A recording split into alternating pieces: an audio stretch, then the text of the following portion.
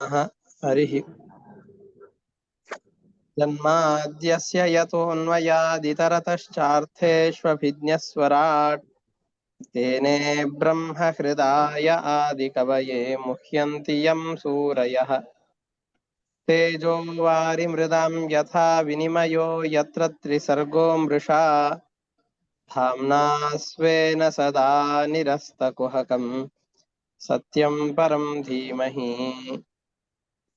निगमकल्पतरोर्गलितं फलं शुकमुखादमृतद्रवसंयुतम् पिबत भागवतं रसमालयं मुहुरहो रसिकाः भुवि भावुकाः दारिद्र्यदुःखज्वरदाहितानां मायापिशाचीपरिमर्दितानां संसारसिन्धौ परिपातितानां क्षेमाय वै भागवतं प्रगर्जति साङ्केत्यं पारिहास्यं वा स्तोभं हेलनमेव वा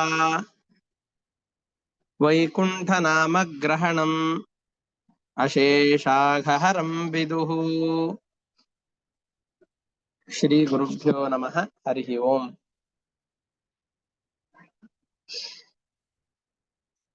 ಇಲ್ಲಿಯವರೆಗೆ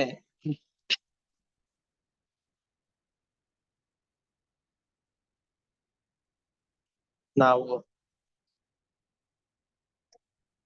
ಯಮದೂತರು ಮತ್ತು ವಿಷ್ಣುದೂತರು ಇವರಿಬ್ಬರಿಗೆ ಆದ ಸಂವಾದವನ್ನು ಗಮನಿಸಿದವು. ಆದ ನಂತರದಲ್ಲಿ ಅಜಾಮಿಳ ವಿಷ್ಣುದೂತರನ್ನ ಮಾತನಾಡಿಸಬೇಕು ಅಂತ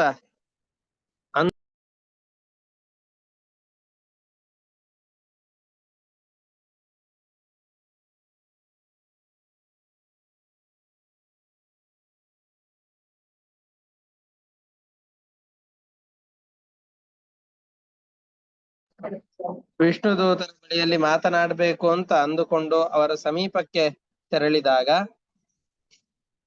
ಅವರು ಅದೃಶ್ಯರಾದರು. ಅದಾದ ನಂತರದಲ್ಲಿ ಅವನ ಮನಸ್ಸಿನಲ್ಲಿ ಯಾವ ಯಾವ ವಿಧವಾದಂತಹ ಯೋಚನೆಗಳು ಬಂತು ಅನ್ನೋದನ್ನ ನಿರೂಪಣೆ ಮಾಡ್ತಾ ಬಂದಿದ್ದೇವೆ. ಇದಾದ ನಂತರದಲ್ಲಿ ಅವರು ಹೇಳ್ತಾ ಇರುವಂತಹ ಅವನು ಏನ್ ಮಾಡ್ದ, ನಂತರದಲ್ಲಿ ಪ್ರಾಯಶ್ಚಿತ್ತದಿಂದ ದಗ್ಧನಾದಂತಹ ಅಜಾಮಿಳ ಏನ್ ಮಾಡ್ದ ಅನ್ನುವ ಕಥೆಯನ್ನ ನಿರೂಪಣೆ ಮಾಡ್ತಾ ಇದ್ದಾರೆ. ವಿಮುಚ್ಯ ತಮಿಮಂ ಬಂಧಂ ಅವಿದ್ಯಾ ಕಾಮ ಕರ್ಮಜಂ ಸರ್ವಭೂತ ಸುಹೃದ್ದಾಂತೋ ಮೈತ್ರಃ ಕರುಣ ಆತ್ಮವಾನ್ ಮೋಚಯೇ ಗ್ರಸ್ತಮಾತ್ಮಾನಂ ಯೋಷಿನ್ಮಯ್ಯಾತ್ಮ ಮಾಯಯಾ ವಿಕ್ರೀಡಿತೋ ಯಥೈವಾಹಂ ಕ್ರೀಡಾ ಮೃಗ ಇವಾಧಮಃ.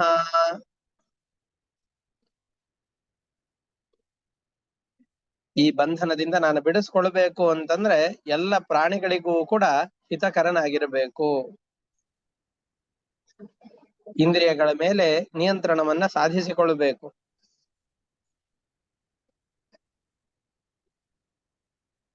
ಇಷ್ಟಲ್ಲದೇನೆ ಪರಮಾತ್ಮನ ಬಂಧಕ ಶಕ್ತಿ ಯಾವುದು ನನ್ನನ್ನ ಈ ಬಂಧನದಲ್ಲಿ ತಿರುಗಾಡುವ ಹಾಗೆ ಮಾಡ್ತಾ ಇದೆಯೋ ಆ ಬಂಧಕ ಶಕ್ತಿಯನ್ನ ನಾನು ಬಿಳಿಸ್ಕೊಳ್ಬೇಕು ಅಂತ ಯೋಚನೆ ಮಾಡಿ ಅದಕ್ಕೆ ಅಂತ ವಿಶೇಷವಾದ ಸಾಧನೆಗೆ ಅಂತ ತೆರಳುತ್ತಾ ಇದ್ದಾನೆ. ಏನ್ ಮಾಡ್ಕೊಳ್ಬೇಕು ಹಾಗಾದ್ರೆ? ಸಾಧನೆಗೆ ಅಂತ ತೆರಳಿದವನು ಮಾಡಬೇಕಾದಂತಹ ಕರ್ತವ್ಯಗಳೇನು ಅನ್ನೋದನ್ನ ಇದರಲ್ಲಿ ಅವನು ಹೇಳ್ತಾ ಇದ್ದಾನೆ. ಮಮಾಹಂ ಇತಿ ದೇಹಾದೋ ಹಿತ್ವಾ ಮಿಥ್ಯಾರ್ಥಧೀರ್ಮತಿಂ ಧಾಸ್ಯೇ ಮನೋ ಭಗವತಿ ಶುದ್ಧಂ ತತ್ಕೀರ್ತನಾದಿಭಿಃ. ನಾನು ಮೋಕ್ಷ ರೂಪವಾದಂತಹ ಸಾಧನೆಗೆ ಅಂತ ಪ್ರಯತ್ನ ಮಾಡಬೇಕು.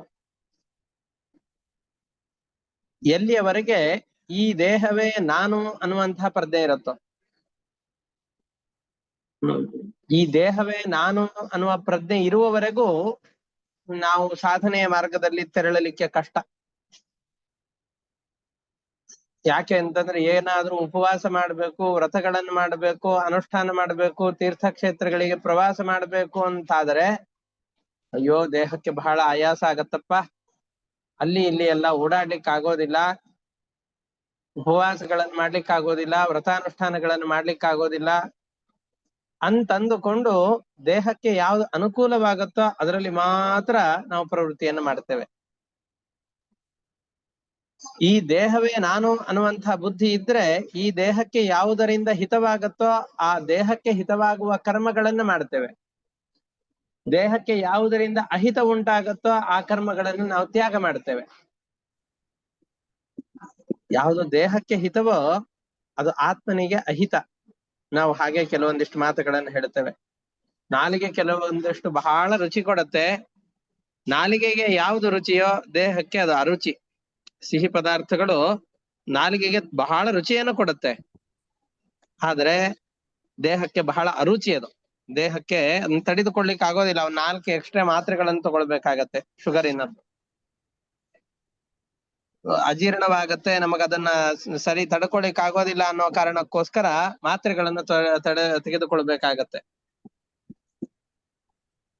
ಕೆಲವೊಂದಿಷ್ಟು ಬಾಯಿಗೆ ಅರುಚಿಯಾಗಿರುತ್ತೆ, ಸಿಹಿಯಾಗಿರೋದಿಲ್ಲ, ಕಹಿಯಾಗಿರುತ್ತೆ, ಆದ್ರೆ ದೇಹಕ್ಕೆ ಬಹಳ ರುಚಿಯನ್ನು ಕೊಡುತ್ತೆ. ಯಾವುದು ದೇಹಕ್ಕೆ ಅರುಚಿಯಾದಂತಹದ್ದು, ಬಾಯಿಗೆ ಅರುಚಿಯಾದಂತಹದ್ದು ಬೇವಿನ ಕಷಾಯ ಅಥವಾ ಹಾಗಲಕಾಯಿ, ಇವೆಲ್ಲ ಬಾಯಿಗೆ ಬಹಳ ಕಹಿ, ಆದರೆ ದೇಹಕ್ಕೆ ಸಿಹಿ, ದೇಹದ ಆರೋಗ್ಯ ದೃಷ್ಟಿಯಿಂದ ಸಿಹಿ. ಹಾಗೆಯೇ ಪರಮಾತ್ಮನ ಬಂಧಕ ಶಕ್ತಿ ನನ್ನನ್ನ ಮೋಹಕ್ಕೆ ಒಳಪಡಿಸಿ ಇದರಲ್ಲಿ ಬಿದ್ದು ಸುತ್ತುವ ಹಾಗೆ ಗಟ್ಟಿಯಾಗಿ ಕಟ್ಟಿಬಿಟ್ಟಿದೆ. ಕಟ್ಟಿರೋದ್ರಿಂದ ನನಗೇನ್ ಆಗ್ತಾ ಇದೆ ಅಂತಂದ್ರೆ, ಈಗ ಇರುವೆ ಏನ್ ಮಾಡತ್ತೆ ಅಂತಂದ್ರೆ, ತುಂಬಾ ಬಾರಿ ಹೇಳಿದ್ದೇನೆ, ಇರುವೆ ಅಥವಾ ಒಂದು ಬೆಳಕಿನ ಹುಳುಗಳು ಅಂತಿರತ್ತೆ. ಬೆಂಕಿ ಎಲ್ಲಿ ಕಾಣಿಸುತ್ತೋ ಬೆಂಕಿಯ ಬುಳಿಯಲ್ಲಿ ಎಷ್ಟು ಚೆನ್ನಾಗಿದೆ ಅಂತ ಅಂದುಕೊಂಡು ಆ ಬೆಂಕಿಯ ರೂಪಕ್ಕೆ ಮರುಳಾಗಿ ಆ ಬೆಂಕಿಯ ಸಮೀಪಕ್ಕೆ ಅಂತ ಹೋಗತ್ತೆ. ಸ್ವಲ್ಪ ದೂರದವರೆಗೂ ಆ ಬೆಂಕಿಯ ಶಾಖ ತಗಲೋದಿಲ್ಲ, ಇನ್ನೂ ಚೆನ್ನಾಗಿದೆ ಅಂತ ಅದರ ಹತ್ತಿರಕ್ಕೆ ಹೋಗಿ ಕೊನೆಗೆ ತನ್ನ ರೆಕ್ಕೆಗಳನ್ನು ಸುಟ್ಟುಕೊಂಡು ಆ ಬೆಂಕಿಯಲ್ಲೇ ಬಿದ್ದು ತಾನು ಆಹುತಿಯಾಗಿ ಹೋಗುತ್ತೆ. ಬೆಂಕಿಗೆ ತಾನು ಆಹುತಿಯಾಗಿ ಹೋಗುತ್ತೆ. ಜೇನು ತುಂಬಾ ಚೆನ್ನಾಗಿದೆ ಅಂತಂದುಕೊಂಡು ಜೇನಿನ ರುಚಿಗೆ ಸೋತು ಇರುವೆಗಳೆಲ್ಲವೂ ಕೂಡ ಜೇನನ್ನು ತಿನ್ನಬೇಕು ಅಂತ ಜೇನನ್ನ ತಿನ್ಲಿಕ್ಕೆ ಪ್ರಾರಂಭ ಮಾಡುತ್ತೆ. ತುದಿಯಲ್ಲಿ ನಿಂತು ತನ್ನ ಹೊಟ್ಟೆ ತುಂಬುವಷ್ಟು ತಿಂದ್ರೆ ಏನು ಆಗ್ತಾ ಇರ್ಲಿಲ್ಲ, ಆದರೆ ಅತಿ ಆಸೆ, ಇನ್ನು ಮುಂದೆ ಏನಿದೆ ಅಂತ ತಿನ್ಲಿಕ್ಕೆ ಅಂತ ಹೋಗತ್ತೆ. ಆ ಜೇನಿನ ಅಂಟು ಹೊರಗಡೆ ಬರಲಾರದಂತೆ ಒಳಗಡೆಯಲ್ಲಿ ಅದನ್ನು ನುಂಗಿ ಅದರ ಮರಣವನ್ನು ಹೊಂದುವ ಹಾಗೆ ಮಾಡುತ್ತೆ, ಜೀವವನ್ನೇ ತೆಗೆದು ಬಿಡತ್ತೆ. ಹಾಗೆ ದೈಹಿಕವಾದಂತಹ ಭೋಗಗಳು ನಮ್ಮನ್ನ ಯಾವುದು ಆಕರ್ಷಣೆನೆ ಮಾಡ್ತಾ ನಮ್ಮನ್ನ ತಮ್ಮ ಬಳಿಯಲ್ಲಿ ಸೆಳಿತಾ ಇರುತ್ತೋ ಅವುಗಳು ನಿರಂತರವಾಗಿ ಜೀವನನ್ನ ತನ್ನ ಕಡೆಯಲ್ಲಿ ಸೆಳಿತಾ ಅದರಿಂದ ವಿಮುಖರನ್ನಾಗಿ ಮಾಡ್ಲಿಕ್ಕೆ ಅಸಾಧ್ಯವೆನ್ನಿಸುವಷ್ಟು ತಮ್ಮ ಬಳಿಯಲ್ಲಿ ಸೆಳೆದುಕೊಂಡು ಬಿಡುತ್ತೆ. ಹಾಗೆ ಗಮನಿಸೋದು ಅಂತ ಆದ್ರೆ, ಯಾವ್ದೋ ಒಂದು ಟಿವಿ ಸೀರಿಯಲ್ ಇರತ್ತೆ, ಒಂದೇ ದಿವಸ ಹಾಗೆ ಆಕಸ್ಮಿಕವಾಗಿ ಎಲ್ಲೋ ಒಂದ್ ಕಡೆಯಲ್ಲಿ ನೋಡ್ತಾ ಇರ್ತೀರಿ, ಅಷ್ಟಕ್ಕೆ ನೋಡಿ ಬಿಟ್ಬಿಟ್ರಿ ಅಂತಂದ್ ಹೇಳಿದ್ರೆ ಏನು ಅಷ್ಟು ಅದರಿಂದ ಮನಸ್ಸಿಗೆ ವ್ಯತ್ಯಾಸವಾಗೋದಿಲ್ಲ. ಆದ್ರೆ 1 ದಿವಸ ನೋಡ್ತೇವೆ, 2 ದಿವಸ ನೋಡ್ತೇವೆ, 3 ದಿವಸ ನೋಡ್ತೇವೆ, 1 ವಾರ ನೋಡಿದ ಮೇಲೆ ಚಡಪಟಿಕೆ ಶುರು ಆಗತ್ತೆ. ಅದನ್ನ ಟೈಮ್ ಆಯ್ತು, ಅದ್ ನೋಡ್ಲಿಲ್ಲ ಅಂತಂದ್ರೆ ಹೇಗೆ ಅಂತ. ಡ್ರಗ್ಸ್ ಗಳೆಲ್ಲ ಇರತ್ತಲ್ಲ, ಆ ತರ ನಮ್ಮಲ್ಲಿ ಕೆಲವೊಂದಿಷ್ಟು ಸುಖದ ಆಸೆಗಳು, ಭೋಗದ ಹಂಬಲಗಳು, ಇವುಗಳು ನಮ್ಮನ್ನು ನಿರಂತರವಾಗಿ ಕಟ್ಟಿ ಹಾಕುವಂತಹ ಬಂಧಕಗಳಿವು. ಈ ಬಂಧಕವನ್ನ ನಾನು ಕಡಿದುಕೊಳ್ಬೇಕು ಅಂತಂದ್ರೆ ದೇಹಕ್ಕಿಂತ ನಾನು ಅತ್ಯಂತ ವಿಲಕ್ಷಣನಾಗಿದ್ದೇನೆ ಅನ್ನುವ ಅರಿವನ್ನ ಮೊದಲಿಗೆ ಪಡೆದುಕೊಳ್ಬೇಕು. ಎಲ್ಲಿಯವರೆಗೆ ಈ ದೇಹವೇ ನಾನು ಅನ್ನುವ ಬುದ್ಧಿ ಇರುತ್ತೋ ಮತ್ತು ನಾನು ಶಾಶ್ವತ ಅನ್ನುವಂತಹ ಬುದ್ಧಿಯು ನನ್ನಲ್ಲಿ ಯಾವಾಗ ಜಾಗರೂಕವಾಗಿರುತ್ತೋ ಅಂತಹ ಸಂದರ್ಭದಲ್ಲಿ ಭಗವಂತನ ನಾಮಸ್ಮರಣೆಯನ್ನ ಮಾಡ್ಲಿಕ್ಕೆ ಸಾಧ್ಯವೇ ಇಲ್ಲ. ಹಾಗಾಗಿ ಭಗವಂತನ ನಾಮ ಸಂಕೀರ್ತನೆಗಳು ಇವುಗಳನ್ನು ನಿರಂತರವಾಗಿ ಮಾಡ್ತಾ ನಮ್ಮ ನಿರ್ಮಲವಾದಂತಹ ಮನಸ್ಸನ್ನ ಭಗವಂತನಲ್ಲಿ ನೆಲೆಗೊಳಿಸ್ಬೇಕು, ಅದಕ್ಕೋಸ್ಕರ ಅಂತ ಪ್ರಯತ್ನ ಪಡ್ತೇನೆ. ಹೀಗೆ ವಿಷ್ಣು ದೂತರ ಜೊತೆಯಲ್ಲಿ ಇವನಿಗೆ ಸಿಕ್ಕಂತಹ ಸಂಘ ಕೇವಲ ಒಂದು 5 ನಿಮಿಷದ ಸಂಭಾಷಣೆ ಆಗಿರಬಹುದಷ್ಟೇ, ವಿಷ್ಣು ದೂತರಿಗೂ ಯಮದೂತರಿಗೂ. ಕ್ಷಣಕಾಲದಲ್ಲಿ ಬಂದಂತಹ ಈ ಸಂಘದಿಂದ ಉತ್ತಮವಾದಂತಹ ವೈರಾಗ್ಯವನ್ನು ಪಡೆದ, ತನ್ನ 65 ವರ್ಷಗಳಿಂದ ಮಾಡಿದಂತಹ ಎಲ್ಲ ಪಾಪಕರ್ಮಗಳನ್ನ ಇವನು ನೆನೆಸಿಕೊಂಡು, ಅಯ್ಯೋ ಇಷ್ಟು ಜೀವನ ಎಲ್ಲ ವ್ಯರ್ಥ ಆಗಿ ಹೋಯ್ತಲ್ಲ ಅಂತ ತನ್ನ ಮೇಲೆ ತಾನು ಪ್ರಾಯಶ್ಚಿತ್ತ ಬುದ್ಧಿಯನ್ನ ಪಟ್ಟುಕೊಂಡು, ಇದು ಸರಿಯಾದ ಮಾರ್ಗ ಅಲ್ಲ ಅಂತ ತಿಳಿದುಕೊಂಡು ತನ್ನ ಎಲ್ಲ ಸ್ನೇಹ ಬಂಧಗಳಿಂದ ದೂರವಾಗಿ ಹರಿದ್ವಾರ ಕ್ಷೇತ್ರಕ್ಕೆ ತೆರಳಿದ. ಹಾಗಾದ್ರೆ ಸಜ್ಜನರ ಸಹವಾಸ ಮನುಷ್ಯನಲ್ಲಿ ಎಷ್ಟು ಪರಿವರ್ತನೆಯನ್ನು ತರುತ್ತೆ. ಅದು ಕೇವಲ ಕ್ಷಣಕಾಲದಲ್ಲಿ ಇದ್ರೂ ಸಾಕು, ಆ ಕ್ಷಣಕಾಲ ಇರುವಂತಹ ಸಜ್ಜನರ ಸಹವಾಸ ಜೀವನ ಉತ್ತಮೋತ್ತಮವಾದಂತಹ ಸ್ಥಾನಕ್ಕೆ ಕಾರಣವಾಗತ್ತೆ ಅನ್ನುವ ಸಂಗತಿಯನ್ನು ಹೇಳ್ತಾ ಇದ್ದಾರೆ. ಇತಿ ಜಾತ ಸುನಿರ್ವೇದ ಕ್ಷಣ ಸಂಗೇನ ಸಾಧುಷು ಗಂಗಾ ದ್ವಾರ ಮುಪೇಯಾಯ ಮುಕ್ತ ಸರ್ವಾನುಬಂಧನ. ಈ ರೀತಿಯಾಗಿ ಜಾತ ಸುನಿರ್ವೇದ, ಎಲ್ಲ ವಿಷಯಗಳಲ್ಲಿ ವಿರಕ್ತನಾಗಿ ಸಂಸಾರದ ಎಲ್ಲ ಸ್ನೇಹ ಬಂಧಗಳಿಂದ ಮುಕ್ತನಾಗಿದ್ದುಕೊಂಡು ವಿರಕ್ತನಾಗಿ ಹರಿದ್ವಾರ ಕ್ಷೇತ್ರಕ್ಕೆ ಹೋಗ್ತಾ ಇದ್ದಾನೆ. ಇದು 6ನೇ ಸ್ಕಂದದ 2ನೇ ಅಧ್ಯಾಯದ 43ನೇ ಶ್ಲೋಕವನ್ನ ನಾವು ನೋಡ್ತಾ ಇದ್ದೇವೆ. ಅವನು ಆ ಹರಿದ್ವಾರ ಕ್ಷೇತ್ರದಲ್ಲಿ ತ್ರಿವಿಕ್ರಮ ದೇವಾಲಯ ಇದೆ, ಅಲ್ಲಿ ಕುಳಿತುಕೊಂಡು ನಿರಂತರವಾಗಿ ಯೋಗಾಭ್ಯಾಸವನ್ನು ಮಾಡ್ತಾ ಇದ್ದಾನೆ. ತನ್ನ ಮನಸ್ಸನ್ನ ಹತೋಟಿಗೆ ತಂದುಕೊಂಡು ಪರಮಾತ್ಮನಲ್ಲಿ ಮನಸ್ಸನ್ನ ಸ್ಥಿರವಾಗಿ ನಿಲ್ಲುವ ಹಾಗೆ ಮಾಡ್ತಾ ಇದ್ದಾನೆ. ಭಗವಂತನ ರೂಪವನ್ನ ತನ್ನ ಹೃದಯದಲ್ಲಿ ನೋಡ್ತಾ ಇದ್ದಾನೆ. ಎಲ್ಲ ಕಡೆಯಲ್ಲಿರುವಂತಹ ಪರಮಾತ್ಮ ತನ್ನಲ್ಲಿಯೂ ನಿಂತು ನಿಯಾಮಕನಾಗಿದ್ದಾನೆ ಅನ್ನುವಂತಹ ದೃಢವಾದ ನಿಶ್ಚಯವನ್ನು ಪಡಿತಾ ಇದ್ದಾನೆ. ಹಿಂದೆ ಯಾವ ವಿಷ್ಣು ದೂತರನ್ನ ಅವನು ಕಂಡಿದ್ನೋ, ಈಗಲೂ ಕೂಡ ಅದೇ ವಿಷ್ಣು ದೂತರು ವಾಪಸ್ ಬಂದಿದ್ದಾರೆ. ಇವನ ಅಂತ್ಯಕಾಲ ಸಮೀಪಿಸಿದೆ. ಅವರನ್ನು ನೋಡಿದ ತಕ್ಷಣ ತಲೆಬಾಗಿ ನಮಸ್ಕಾರ ಮಾಡ್ತಾ ಇದ್ದಾನೆ ಅವರಿಗೆ. ಅವರ ದರ್ಶನವನ್ನ ಪಡೆದು ಗಂಗೆಯ ಸ್ನಾನಘಟ್ಟದಲ್ಲಿ ಸ್ನಾನಾದಿಗಳನ್ನ ಮಾಡಿಕೊಂಡು ತನ್ನ ಈ ಶರೀರವನ್ನ ತ್ಯಾಗ ಮಾಡ್ತಾ ಇದ್ದಾನೆ. ಭೌತಿಕವಾದ ಶರೀರವನ್ನು ತ್ಯಾಗ ಮಾಡಿ, ವಿಷ್ಣುದೂತರು ಬಂದಾಗ ಅವರ ಸ್ವರೂಪ ಹೇಗಿತ್ತೋ ಅಂತಹದ್ದೇ ಸ್ವರೂಪವನ್ನ ಪಡೆದುಕೊಂಡು, ವಿಷ್ಣುದೂತರ ಅವರ ಅವಯವಗಳೆಲ್ಲ ಹೇಗೆ ಸ್ಫುರದ್ರೂಪಿಯಾಗಿತ್ತೋ ಅಂತಹ ಶರೀರವನ್ನು ಪಡೆದು ಆಕಾಶ ಮಾರ್ಗವಾಗಿ ಆ ಪರಮಾತ್ಮನ ಲೋಕಗಳನ್ನ ಪಡೆದ ಅಂತ ಇಲ್ಲಿ ಹೇಳ್ತಾ ಇದ್ದಾರೆ. ಹೀಗೆ ಕೆಟ್ಟವರ ಸಹವಾಸದಿಂದ ಪತಿತನಾದಂತಹ ವ್ಯಕ್ತಿ ಯಾವ ಸದ್ಧರ್ಮಾನುಷ್ಠಾನವನ್ನ ಮಾಡಬೇಕಾಗಿತ್ತೋ ಆ ಎಲ್ಲ ಧರ್ಮಾನುಷ್ಠಾನಗಳನ್ನ ಪರಿತ್ಯಾಗ ಮಾಡಿ, ಯಾವ ಕರ್ಮಗಳನ್ನ ಲೋಕದಲ್ಲಿ ಅತ್ಯಂತ ನಿಂದ್ಯವಾದಂತಹದ್ದು ಅಂತ ಕರೆಸಿಕೊಂಡಿದ್ದಾವೋ ಅಂತಹ ಎಲ್ಲ ಕರ್ಮಗಳನ್ನು ಮಾಡಿ, ಪತಿಯಾದವನಿಗೆ ಇರಬೇಕಾದಂತಹ ಪತ್ನಿ ವ್ರತ ಅಂತ ಯಾವ್ದಿದೆಯೋ, ತನ್ನ ಪತ್ನಿಯನ್ನ ಬಿಟ್ಟು ಮತ್ತೊಬ್ಬರನ್ನ ಕೆಟ್ಟ ದೃಷ್ಟಿಯಿಂದ ನೋಡದೆ ಇರುವಂತಹದ್ದು, ಅಂತಹ ತನ್ನ ನಿಷ್ಠೆಯನ್ನ ಬಿಟ್ಟು ಬಿಟ್ಟಿದ್ದಾನೆ.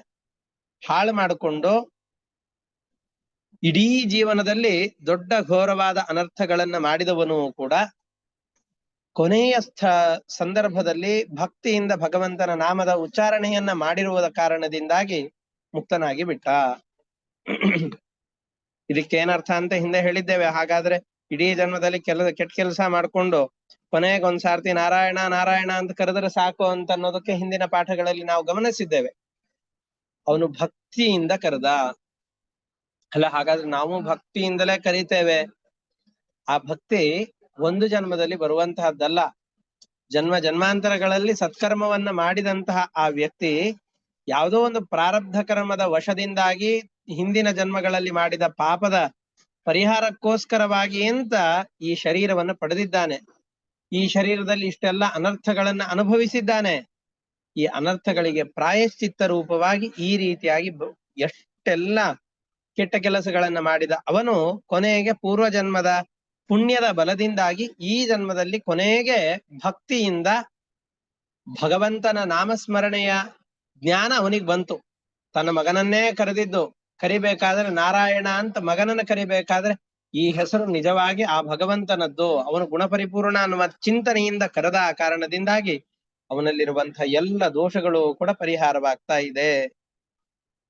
ಅದರಿಂದ ಮುಕ್ತಿಯನ್ನ ಬಯಸುವಂತಹ ವ್ಯಕ್ತಿ ಯಾರಿದ್ದಾನೋ ಅಂತಹ ವ್ಯಕ್ತಿಗೆ ಭಗವಂತನ ನಾಮಸ್ಮರಣೆಯೊಂದನ್ನ ಹೊರತುಪಡಿಸಿ ಪಾಪಕರ್ಮಗಳೆಲ್ಲವನ್ನು ಕೂಡ ಬುಡ ಸಮೇತವಾಗಿ ಕಿತ್ತು ಹಾಕುವಂತಹ ಮತ್ತೊಂದು ಪ್ರಾಯಶ್ಚಿತ್ತ ಕರ್ಮ ಅನ್ನುವಂತಹದ್ದು ಲೋಕದಲ್ಲಿ ಯಾವುದೂ ಇಲ್ಲ. ಈ ರೀತಿಯಾಗಿ ನಿರಂತರವಾಗಿ ಸಾಧನೆಯನ್ನ ಮಾಡ್ತಾ ಇದ್ರೆ, ಸಜ್ಜನರ ಸಹವಾಸದಲ್ಲಿ ಇದ್ರು ಅಂತಂದ್ರೆ ಮತ್ತೆ ಮನಸ್ಸು ಮಾಲಿನ್ಯವನ್ನ ಹೊಂದೋದಿಲ್ಲ. ನಾವು ಎಂತಹ ಜನರ ಜೊತೆಯಲ್ಲಿ ವಾಸವನ್ನು ಮಾಡ್ತಾ ಇರ್ತೇವೋ ನಮ್ಮ ಮನಸ್ಸೆಲ್ಲವೂ ಕೂಡ ಅದೇ ರೀತಿಯಾಗಿರುತ್ತೆ. ನಾವು ಯಾರಾದ್ರೂ ವ್ಯಾಪಾರಗಳ ಜೊತೆಯಲ್ಲಿದ್ವಿ ಅಂತಂದು ಹೇಳಿದ್ರೆ ಮನಸ್ಸು ಯಾವಾಗ್ಲೂ ದುಡ್ಡಿನ ಬಗೆಗೆ ಯೋಚನೆ ಮಾಡ್ತಾ ಇರುತ್ತೆ. ಯಾರಾದ್ರೂ ಭಗವಂತನ ಬಗೆಗೆ ಚಿಂತನೆ ಮಾಡುವಂತಹ ವ್ಯಕ್ತಿಗಳ ಸಂಪರ್ಕದಲ್ಲಿ ಇದ್ದೆವು ಅಂತ ಆದ್ರೆ ನಮ್ಮ ಮನಸ್ಸು ಲೌಕಿಕವಾದ ಎಲ್ಲ ವಿಷಯಗಳಿಂದ ದೂರ ಹೋಗಿ ಆ ಭಗವಂತನ ಚಿಂತನೆಗಳೇ ಮನಸ್ಸಿನಲ್ಲಿ ಬರುವ ಹಾಗೆ ಆ ಸಂದರ್ಭದಲ್ಲಿ ವಾತಾವರಣ ನಿರ್ಮಾಣವಾಗತ್ತೆ. ಯಾರದಾದ್ರೂ ಹಿಂಸೆಯನ್ನ ಮಾಡಿ ದರೋಡೆಯನ್ನು ಮಾಡೋದು ಅಂತಹ ವ್ಯಕ್ತಿಗಳ ಸಮೀಪದಲ್ಲಿದ್ವಿ ಅಂತಂದ್ರೆ ನಮ್ಮ ಮನಸ್ಸೆಲ್ಲ ಬರೀ ಆ ಕೆಟ್ಟ ಯೋಚನೆಗಳಲ್ಲಿಯೇನೇ ತೊಡಗತ್ತೆ. ಕೃಷಿಕನ ಜೊತೆಯಲ್ಲಿ ಇದ್ವಿ ಅಂತಂದ್ ಹೇಳಿದ್ರೆ ಅವನಿಗೆ ಅದರ ಜ್ಞಾನ ಬಂದು ಈ ಕೆಲಸವನ್ನು ಮಾಡಬೇಕು ಅನ್ನುವಂತಹ ವಿಷಯದಲ್ಲಿಯೇ ಆಸಕ್ತಿ ಬರುತ್ತೆ. ಹಾಗಾದ್ರೆ ನಾವು ಯಾವ ಯಾವ ಥರದ ವ್ಯಕ್ತಿಗಳ ಸಂಪರ್ಕವನ್ನು ಮಾಡ್ತೇವೋ ನಮ್ಮ ಮನಸ್ಸೆಲ್ಲವೂ ಕೂಡ ಅದೇ ರೀತಿಯಾದಂತಹ ಭಾವನೆಯನ್ನ ಹೊಂದತ್ತೆ. ಅದರಿಂದಾಗಿ ಸಜ್ಜನರ ಸಹವಾಸದಲ್ಲಿರೋ, ಸಜ್ಜನರ ಸಹವಾಸದಲ್ಲಿದ್ದಿ ಅಂತಾದ್ರೆ ಅಂತಃಕರಣದ ಮಾಲಿನ್ಯವೆಲ್ಲವೂ ಕೂಡ ತೆಗೆದು ಹೋಗತ್ತೆ. ನಮಗ್ ಕೆಲವೊಂದಿಷ್ಟು ಪಾತ್ರೆಗಳೆಲ್ಲ ಇರತ್ತೆ, ಏನು ಯೂಸ್ ಮಾಡಿರೋದಿಲ್ಲ, ಆದ್ರೂ ನಮಗ್ ಗೊತ್ತಿಲ್ಲದಂತೆ ಅದರಲ್ಲಿ ಒಂದು ಚಿಕ್ಕ ಲೇಯರ್ ಹೊಲಸುಗಳೆಲ್ಲ ತುಂಬಿಕೊಂಡು ಕೂತಿರತ್ತೆ, ನಮಗ್ ಗೊತ್ತೇ ಆಗೋದಿಲ್ಲ. ಹಾಗೆ ಮನಸ್ಸಿನಲ್ಲೂ ಕೂಡ ಪ್ರತಿನಿತ್ಯದಲ್ಲಿ ಶುದ್ಧ ಮಾಡ್ತಾ ಇದ್ರೂ ಕೂಡ ಮತ್ತೆ ಗೊತ್ತಿಲ್ಲದಂತೆ ತೆಳುವಾದ ಪದರ ದೋಷಗಳದ್ದು ಅದರ ಮೇಲೆ ಅಂಟುತ್ತಾ ಇರುತ್ತೆ. ಆ ಪದರವನ್ನ ತೆಗಿಲಿಕ್ಕೆ ಅಂತ ನಿರಂತರವಾದ ಪ್ರಯತ್ನ ಬೇಕು. ಅದಕ್ಕೋಸ್ಕರವಾಗಿ ತಮೋ ಗುಣದಿಂದಾಗಿ ದುಷ್ಟರ ಸಹವಾಸದಿಂದ ನಮ್ಮ ಪ್ರಾರಬ್ಧ ಕರ್ಮಗಳ ವಶದಿಂದಾಗಿ ನಮ್ಮ ಮನಸ್ಸು ಯಾವ ಮಾಲಿನ್ಯವನ್ನ ಪಡತ್ತೋ ಆ ಮಾಲಿನ್ಯದಿಂದ ದೂರವಾಗಬೇಕು. ಅದಕ್ಕೋಸ್ಕರವಾಗಿ ಭಗವಂತನ ಗುಣ ಸಂಕೀರ್ತನೆ ಅನ್ನುವಂಥದ್ದು ಅನಿವಾರ್ಯ ಅಂತ ಹೇಳ್ತಾ ಇದ್ದಾರೆ. ಈ ರೀತಿಯಾದ ಇಲ್ಲಿಯವರೆಗೆ ಮೊದಲ ಮತ್ತು 2ನೇ ಅಧ್ಯಾಯದಿಂದ ಯಾವ ಇತಿಹಾಸವನ್ನು ಹೇಳಿದ್ರು ಇದೆಲ್ಲ ಪರೀಕ್ಷಿತ ರಾಜನ ಪ್ರಶ್ನೆಗೆ ಬಂದಂತಹ ಶುಕಾಚಾರ್ಯರ ಮುಖದಿಂದ ಬಂದಂತಹ ಕಥೆಗಳಿದು. ಪರೀಕ್ಷಿತ ರಾಜ 6ನೇ ಸ್ಕಂದದ ಪ್ರಾರಂಭದ ಅಧ್ಯಾಯದಲ್ಲಿ, ನೀವು ಹಿಂದಿನ ಅಧ್ಯಾಯದಲ್ಲಿ ಸ್ಕಂದದಲ್ಲಿ ಬೇಕಾದಷ್ಟು ನರಕಗಳ ವರ್ಣನೆಯನ್ನು ಮಾಡಿ ಯಾವ್ಯಾವ ಪಾಪಗಳನ್ನ ಮಾಡಿದ್ರೆ ಯಾವ್ಯಾವ ಶಿಕ್ಷೆಗಳನ್ನ ಅನುಭವಿಸ್ತಾರೆ ಅಂತ ಅದ್ರ ಬಗ್ಗೆ ತುಂಬಾ ವಿಸ್ತಾರವಾದ ವಿವರಣೆಯನ್ನು ಕೊಟ್ಟಿದ್ದೀರಿ. ಆದರೆ ನಮಗೆಲ್ಲ ಆ ಪಾಪಗಳನ್ನು ಮಾಡಿದ ಮೇಲೆ ನರಕಕ್ಕೆ ಹೋಗಬಾರದು ಅಂತಿದೆ. ತಪ್ಪುಗಳನ್ನು ಮಾಡಿದ್ದೇವೆ, ತಪ್ಪುಗಳನ್ನು ಮಾಡಿದಂತಹ ನಾವು ಆ ನರಕಗಳಿಗೆ ಹೋಗಬಾರ್ದು. ಲಂಚವನ್ನು ಕೊಟ್ಟು ಶಿಕ್ಷೆಯನ್ನು ತಪ್ಪಿಸಿಕೊಳ್ಳಿಕ್ಕೆ ಅದು ಭೂಲೋಕವಲ್ಲ. ಇಲ್ಲಿನ ಅಧಿಕಾರಿಗಳಂತೆ ಅಲ್ಲಿನ ಅಧಿಕಾರಿಗಳು ಲಂಚಕೋರರಲ್ಲ. ನಾವು ಮಾಡಿದ ತಪ್ಪಿಗೆ ಸರಿಯಾದ ಶಿಕ್ಷೆಯನ್ನು ಅನುಭವಿಸಲೇಬೇಕು, ಎಲ್ಲಿಯವರೆಗೂ ಪ್ರಾಯಶ್ಚಿತ್ತ ಕರ್ಮಗಳನ್ನ ಮಾಡೋದಿಲ್ಲೋ ಅಲ್ಲಿವರೆಗೂ. ಹಾಗಾದ್ರೆ ಯಾವ ಕರ್ಮಗಳನ್ನ ಮಾಡಿ ನಮ್ಮ ಈ ದೊಡ್ಡ ಪಾಪಗಳಿಂದಾಗಿ ಪರಿಹಾರ ಮಾಡ್ಕೊಳ್ಬಹುದು ಹೇಳಿ ಅಂತ ಶುಕಾಚಾರ್ಯರನ್ನ ಪ್ರಾರ್ಥನೆ ಮಾಡಿದಾಗ, ಆಮೇಲೆ ಅವನಿಗೆ ಇನ್ನೊಂದು ಪ್ರಶ್ನೆ ಇತ್ತು. ಹೌದಪ್ಪ, ನಾವೇನೋ ತಪ್ಪು ಕೆಲಸಗಳನ್ನು ಮಾಡಿರ್ತೇವೆ, ತಪ್ಪು ಕೆಲಸಗಳು ನಮ್ಮಿಂದ ಆಗಿದೆ ಅನ್ನುವಂತಹ ಮನಸ್ಸಿನಲ್ಲಿ ಖೇದದಿಂದಾಗಿ ತಪ್ಪು ಕರ್ಮಗಳನ್ನ ದೂರ ಮಾಡ್ಕೊಳ್ಬೇಕು ಅನ್ನುವ ಉದ್ದೇಶದಿಂದಲೇ ಪ್ರಾಯಶ್ಚಿತ್ತ ಕರ್ಮಗಳನ್ನ ಮಾಡ್ತೇವೆ. ಆದ್ರೆ ಆ ಪ್ರಾಯಶ್ಚಿತ್ತ ಕರ್ಮಗಳನ್ನ ಮಾಡುವಾಗ್ಲೂ ಕೂಡ ಮತ್ತೇನೋ ಒಂದು ಕೆಟ್ಟ ಕೆಲಸವನ್ನು ಮಾಡ್ತೇವೆ. ಹಾಗಾಗಿ ಇದು ಗಜ ಸ್ನಾನದಂತೆ. ಗಜವೆಲ್ಲ ಆನೆ ನೀರಿನಲ್ಲಿ ಗಂಟೆಗಟ್ಲೆ ಸ್ನಾನ ಮಾಡಿ ನಂತರದಲ್ಲಿ ಹೊರಗಡೆ ಬಂದು ಮತ್ತದೇ ಧೂಳನ್ನ ಮೈ ಮೇಲೆ ಎರಚಿಕೊಳ್ಳುವಂತೆ ಈ ನದಿಯಲ್ಲಿ ಮಾಡಿದಂತಹ ಸ್ನಾನ ಮತ್ತು ಮಣ್ಣಿನಿಂದ ಹೊಲಸಾಗುವ ಶರೀರವನ್ನ ಮತ್ತೆ ಹೇಗೆ ಶುದ್ಧ ಮಾಡೋದಿಲ್ವೋ ಹಾಗೆ ಪ್ರತಿನಿತ್ಯದಲ್ಲೂ ಕೂಡ ನಾವು ಪ್ರಾಯಶ್ಚಿತ್ತ ಕರ್ಮಗಳನ್ನು ಮಾಡ್ಕೊಳ್ತೇವೆ. ಮಾಡ್ಬೇಕಾದ್ರೂ ನಮ್ಮ ಮನಸ್ಸಿನಲ್ಲಿ ಏನೋ ಒಂದು ಕೆಟ್ಟ ಯೋಚನೆಗಳು ಬಂದುಬಿಡತ್ತೆ. ಹಾಗಾದ್ರೆ ನಮ್ಮ ಈ ಪ್ರಾಯಶ್ಚಿತ್ತವನ್ನ ಸರಿಯಾಗಿ ಮಾಡೋದು ಹೇಗೆ? ಯಾವ ಪ್ರಾಯಶ್ಚಿತ್ತವನ್ನು ಮಾಡಿದೆವು ಅಂತಾದರೆ ನಮಗೆ ವಾಪಾಸು ಕರ್ಮಗಳ ಸಂಪರ್ಕ ಆಗೋದಿಲ್ವೋ, ಪಾಪಗಳ ಸಂಪರ್ಕವಾಗೋದಿಲ್ವೋ, ಅಂತಹ ಪ್ರಾಯಶ್ಚಿತ್ತ ಕರ್ಮಗಳ ಬಗ್ಗೆ ನಮಗೆ ವಿವರಿಸಿ ಅಂತ ಶುಕಾಚಾರ್ಯರನ್ನ ಕೇಳಿದಾಗ ಶುಕಾಚಾರ್ಯರು ಹೇಳ್ತಾ ಬಂದದ್ದು, ನೋಡು, ಎಷ್ಟು ಯಜ್ಞ ಯಾಗಾದಿಗಳನ್ನ ಮಾಡಿದರೂ ಕೂಡ ಅವುಗಳಿಂದ ಪರಿಹಾರವಾಗದೇ ಇರುವ ಪ್ರಾಯಶ್ಚಿತ್ತ ಕರ್ಮ, ಅಹಂಕಾರವನ್ನೇ ತಂದು ಕೊಡುವಂತಹ ಆ ಕರ್ಮಗಳು ಕೂಡ ಭಗವಂತನ ನಾಮ ಸಂಕೀರ್ತನೆ ಎಂಬಂತಹ ಹಗ್ಗದಿಂದ ಕಟ್ಟಲ್ಪಟ್ರೆ ನಮ್ಮಲ್ಲಿರುವ ಎಲ್ಲ ದೋಷಗಳನ್ನು ಪರಿಹಾರ ಮಾಡುತ್ತೆ. ಬರೀ ಭಗವಂತನ ನಾಮ ಸಂಕೀರ್ತನೆಯನ್ನ ಮಾಡಿದ್ರಿಂದ ಪಾಪಗಳನ್ನ ಪರಿಹಾರ ಮಾಡಿಕೊಂಡು ಉತ್ತಮವಾದಂತಹ ಗತಿಯನ್ನ ಪಡೆದಂತಹ ವ್ಯಕ್ತಿಗಳನ್ನು ನೋಡು ಅಂತ ಅದಕ್ಕೆ ಅಜಾಮಿಳನ ಉಪಾಖ್ಯಾನವನ್ನ ಇಲ್ಲಿಯವರೆಗೆ ಶುಕಾಚಾರ್ಯರು ಹೇಳಿದ್ದಾರೆ. ಈ ಅಜಾಮಿಳನ ಉಪಾಖ್ಯಾನವನ್ನು ಕೇಳಿದಾಗ ನಾವು ಒಂದು ವಿಷಯದ ಕಡೆಗೆ ವಿಶೇಷವಾದ ಗಮನವನ್ನು ಕೊಡಬೇಕು. ಏನು ಅಂತಂದ್ರೆ, ಬರೀ ನಾಮಸ್ಮರಣೆಯನ್ನು ಮಾಡ್ತೇವೆ ಟೇಪ್ ರೆಕಾರ್ಡರ್ ಥರ ಅಂತ ಆದ್ರೆ ಅದರಿಂದ ಪಾಪ ಪರಿಹಾರವಿಲ್ಲ. ಅಜಾಮಿಳನು 88 ವರ್ಷಗಳ ಕಾಲ ಮಾಡಬಾರದು ಎಲ್ಲ ಕೆಟ್ಟ ಕೆಲಸಗಳನ್ನು ಮಾಡಿದ್ದಾನೆ. ಕೊನೆಯ ಟೈಮಲ್ಲಿ ಅವನ ಮಗನನ್ನ ಕರೆದ ತಕ್ಷಣ ಏಯ್ ನಾರಾಯಣ ಅಂತ ಕರೆದಿದ್ದಕ್ಕೆ ಯಮದೂತರು ಬಂದವರನ್ನ ಸರಿಸಿ ವಿಷ್ಣುದೂತರ ಅವನನ್ನ ಆಗಲೇ ಕರ್ಕೊಂಡು ಹೋಗ್ಬಿಟ್ರು. ಈ ತರ ಕಥೆ ಇಲ್ಲ. ಅವನಿಗೆ ಪೂರ್ವ ಜನ್ಮಗಳ ಸಂಸ್ಕಾರದ ಪ್ರಭಾವದಿಂದಾಗಿ ಎಷ್ಟೋ ಕೆಟ್ಟ ಕೆಲಸಗಳನ್ನ ಮಾಡಿದ. ಆ ಅಂತ್ಯ ಕಾಲದಲ್ಲಿ ತನ್ನ ತಪ್ಪುಗಳ ಪ್ರಾಯಶ್ಚಿತ್ತ ಉಂಟಾಯಿತು. ನಾರಾಯಣ ಅಂತ ತನ್ನ ಮಗನನ್ನು ಕರೆಯುವ ಸಂದರ್ಭದಲ್ಲಿ ನಾಮಸ್ಮರಣೆಯನ್ನು ಮಾಡಿದಾಗ ಆ ಭಗವಂತನ ಸ್ಮರಣೆ ಉಂಟಾಯಿತು. ಇದೆಲ್ಲ ಭಗವಂತನ ಗುಣಗಳನ್ನ ಪ್ರತಿಪಾದನೆ ಮಾಡುವ ಶಬ್ದ ಅನ್ನುವ ಭಾವನೆ ಮನಸ್ಸಿನಲ್ಲಿ ಬಂತು. ಆಗ ವಿಷ್ಣು ದೂತರು ಬಂದು ಆ ಯಮನ ದೂತರ ಜೊತೆಯಲ್ಲಿ ಸಂವಾದವನ್ನು ಮಾಡಿ ಅವರನ್ನು ವಾಪಸ್ಸು ಕಳಿಸಿದ್ರು. ಅಷ್ಟೇ ಅಲ್ಲ, ಅವನನ್ನ ಜೊತೆಗೆ ಕರ್ಕೊಂಡು ಹೋಗ್ಬಿಡ್ಲಿಲ್ಲ. ಅವನು ಮಾತನಾಡಬೇಕು ಅಂತ ಬಂದ ತಕ್ಷಣದಲ್ಲಿ ಇವರು ಮರೆಯಾಗಿ ಹೋದ್ರು. ಮತ್ತೆ ಇವನು ಜೀವನದಲ್ಲಿ ತಾನು ಮಾಡಿದ ತಪ್ಪುಗಳ ಅರಿವನ್ನ ಪಡೆದು ಅದಕ್ಕೆ ತಕ್ಕ ಪ್ರಾಯಶ್ಚಿತ್ತವನ್ನ ಮಾಡಿಕೊಂಡಾದ ನಂತರದಲ್ಲಿ ತಪಸ್ಸು, ದಾನ ಮುಂತಾದ ಅನೇಕ ಕರ್ಮಗಳನ್ನ ಮಾಡಿದ ನಂತರದಲ್ಲಿ ಅಂತಃಕರಣ ಶುದ್ಧಿಯನ್ನ ಪಡೆದ ನಂತರದಲ್ಲಿ ಇವನ ಅವಸಾನ ಕಾಲದಲ್ಲಿ ಮತ್ತೆ ವಿಷ್ಣು ದೂತರು ಬಂದು ಇವನನ್ನ ಕರೆದುಕೊಂಡು ಹೋಗಿದ್ದಾರೆ. ಹಾಗಾಗಿ ನಾವೆಲ್ಲ ಧೈರ್ಯದಿಂದ ಈಗಿನ್ನೂ ನವ ತರುಣರಾಗಿದ್ದೇವೆ, ಅಥವಾ ನಮಗಿನ್ನು ಈಗ ತಾನೇ ರಿಟೈರ್ಮೆಂಟ್ ಆಗಿದೆ, ಇನ್ನೂ ನಮ್ಮ ಅಂತ್ಯಕಾಲ ಬರೋದು ಬೇಕಾದಷ್ಟಿದೆ. ಅಂತ್ಯಕಾಲದಲ್ಲಿ ಭಗವಂತನ ನಾಮಸ್ಮರಣೆ ಮಾಡಿದ್ರೆ ಸಾಕು ಅಂತ ವಯಸ್ಸಾದವರು ಯುವಕರಾದಂತಹ ವ್ಯಕ್ತಿಗಳು ಕೂಡ ನಾವು ಇನ್ನೂ ರಿಟೈರ್ಮೆಂಟ್ಗೆ ಬೇಕಾದಷ್ಟು ಟೈಮ್ ಇದೆ ಅಂತ ಅನ್ಕೊಂಡು ಬೇಕಾದಷ್ಟು ಪಾಪಕರ್ಮಗಳನ್ನು ಮಾಡೋಣ ಅನ್ನೋದಕ್ಕೆ ಲೈಸೆನ್ಸ್ ಕೊಟ್ಟಿದ್ದಲ್ಲ ಇದು. ಎಷ್ಟೇ ಪಾಪಕರ್ಮಗಳನ್ನ ಮಾಡಿದರೂ ಅದಕ್ಕೆ ಪ್ರಾಯಶ್ಚಿತ್ತ ಇದೆ, ಎದೆಗುಂದ ಬೇಕಾಗಿಲ್ಲ ಅಂತ ಧೈರ್ಯವನ್ನು ತುಂಬಿದ್ದೇ ಹೊರತಾಗಿ ಪಾಪಕರ್ಮಗಳನ್ನು ಮಾಡ್ಲಿಕ್ಕೆ ಲೈಸೆನ್ಸ್ ಕೊಟ್ಟಿದ್ದಾರೆ ಅಂತ ಅಂದ್ಕೊಳ್ಬಾರ್ದು. 1,000 ರೂಪಾಯಿ ದಂಡ ಕಟ್ಟಿದರೆ ನಿಮಗೆ ಮಾಡಿದ ತಪ್ಪಿಗೆ ಪ್ರಾಯಶ್ಚಿತ್ತ ಅದು ಅಂತ ಸಿಗ್ನಲ್ ಜಂಪ್ ಮಾಡಿದಾಗ ಪ್ರಾಯಶ್ಚಿತ್ತ ಇದು ಅಂತ ಹೇಳಿದ್ರೆ, ಓ ಹಾಗಾದ್ರೆ ಪ್ರಾಯಶ್ಚಿತ್ತ ಇದೆ ಅಂತ ಅನ್ಕೊಂಡು ಸಿಕ್ಕಾಗೆಲ್ಲ ಸಿಗ್ನಲ್ ಜಂಪ್ ಮಾಡ್ಲಿಕ್ಕೆ ಹೋಗ್ಬಾರ್ದು. ಹಾಗೆಯೇ ಇಲ್ಲಿಯೂ ಕೂಡ ಭಗವಂತನ ನಾಮಸ್ಮರಣೆಯನ್ನು ಮಾಡಿದ್ರೆ ಪಾಪಗಳೆಲ್ಲವೂ ಪರಿಹಾರ ಆಗತ್ತೆ ಅಂತ ಅನ್ಕೊಂಡು ಪಾಪ ಮಾಡ್ಲಿಕ್ಕೆ ಅಂತ ಹೋಗ್ಬಾರ್ದು. ಈ ಪಾಪಗಳನ್ನ ಮಾಡಬೇಕು ಅಂತಾದ್ರೆ ಈ ನಾಮಸ್ಮರಣೆ ತಲೆಗೆ ಬಂತು ಅಂತಾದ್ರೆ, ಅಯ್ಯೋ ಇದೆಲ್ಲ ಪಾಪಗಳು, ಯಾವುದಕ್ಕೋಸ್ಕರವಾಗಿ ಈ ಕೆಟ್ಟ ಕೆಲಸಗಳನ್ನು ಮಾಡ್ತಾ ಇದ್ದೇನೋ ಆ ಕೆಟ್ಟ ಕೆಲಸಗಳನ್ನ ಮಾಡುವ ಪ್ರಮೇಯವೇ ಇಲ್ಲ. ಇಂತಹ ಕೆಟ್ಟ ಕೆಲಸಗಳನ್ನ ಮಾಡಿದರೆ ದೊಡ್ಡ ಅಧಃಪಾತ ಇದೆ. ನಾನು ಭಗವಂತನ ಭಕ್ತನಾಗಿದ್ದುಕೊಂಡು ಇಂತಹ ಕ್ಷುದ್ರವಾದ ಕರ್ಮಗಳಲ್ಲಿ ನನ್ನನ್ನು ನಾನು ಯಾಕೆ ತೊಡಗಿಸಿಕೊಳ್ಬೇಕು ಅಂತ ಅದರಿಂದ ವಿಮುಖನಾಗಬೇಕೇ ಹೊರತಾಗಿ ಈ ನಾಮಸ್ಮರಣೆ ಮಾಡಿದ್ರೆ ಪಾಪಗಳೆಲ್ಲ ಹೋಗತ್ತೆ ಅಂತಂದುಕೊಂಡು ಪಾಪ ಕರ್ಮಗಳನ್ನ ಮಾಡ್ಲಿಕ್ಕೆ ಅಂತ ಪ್ರವೃತ್ತಿ ಮಾಡಬಾರ್ದು. ಅದನ್ನ ಹೇಳಿ ಇಷ್ಟೆಲ್ಲ ಕಥೆಯನ್ನು ಕೇಳಿದ್ವಪ್ಪ. ಇದನ್ನೆಲ್ಲ ಕಥೆಯನ್ನು ಕೇಳಲಿಕ್ಕೆ ಒಂದು 10 ದಿವಸ ಆಗಿದೆ. 10 ಗಂಟೆಗಳ ಕಾಲಕ್ಕೆ ನಮ್ಮ ಸಮಯ ವ್ಯರ್ಥವಾಯ್ತಾ?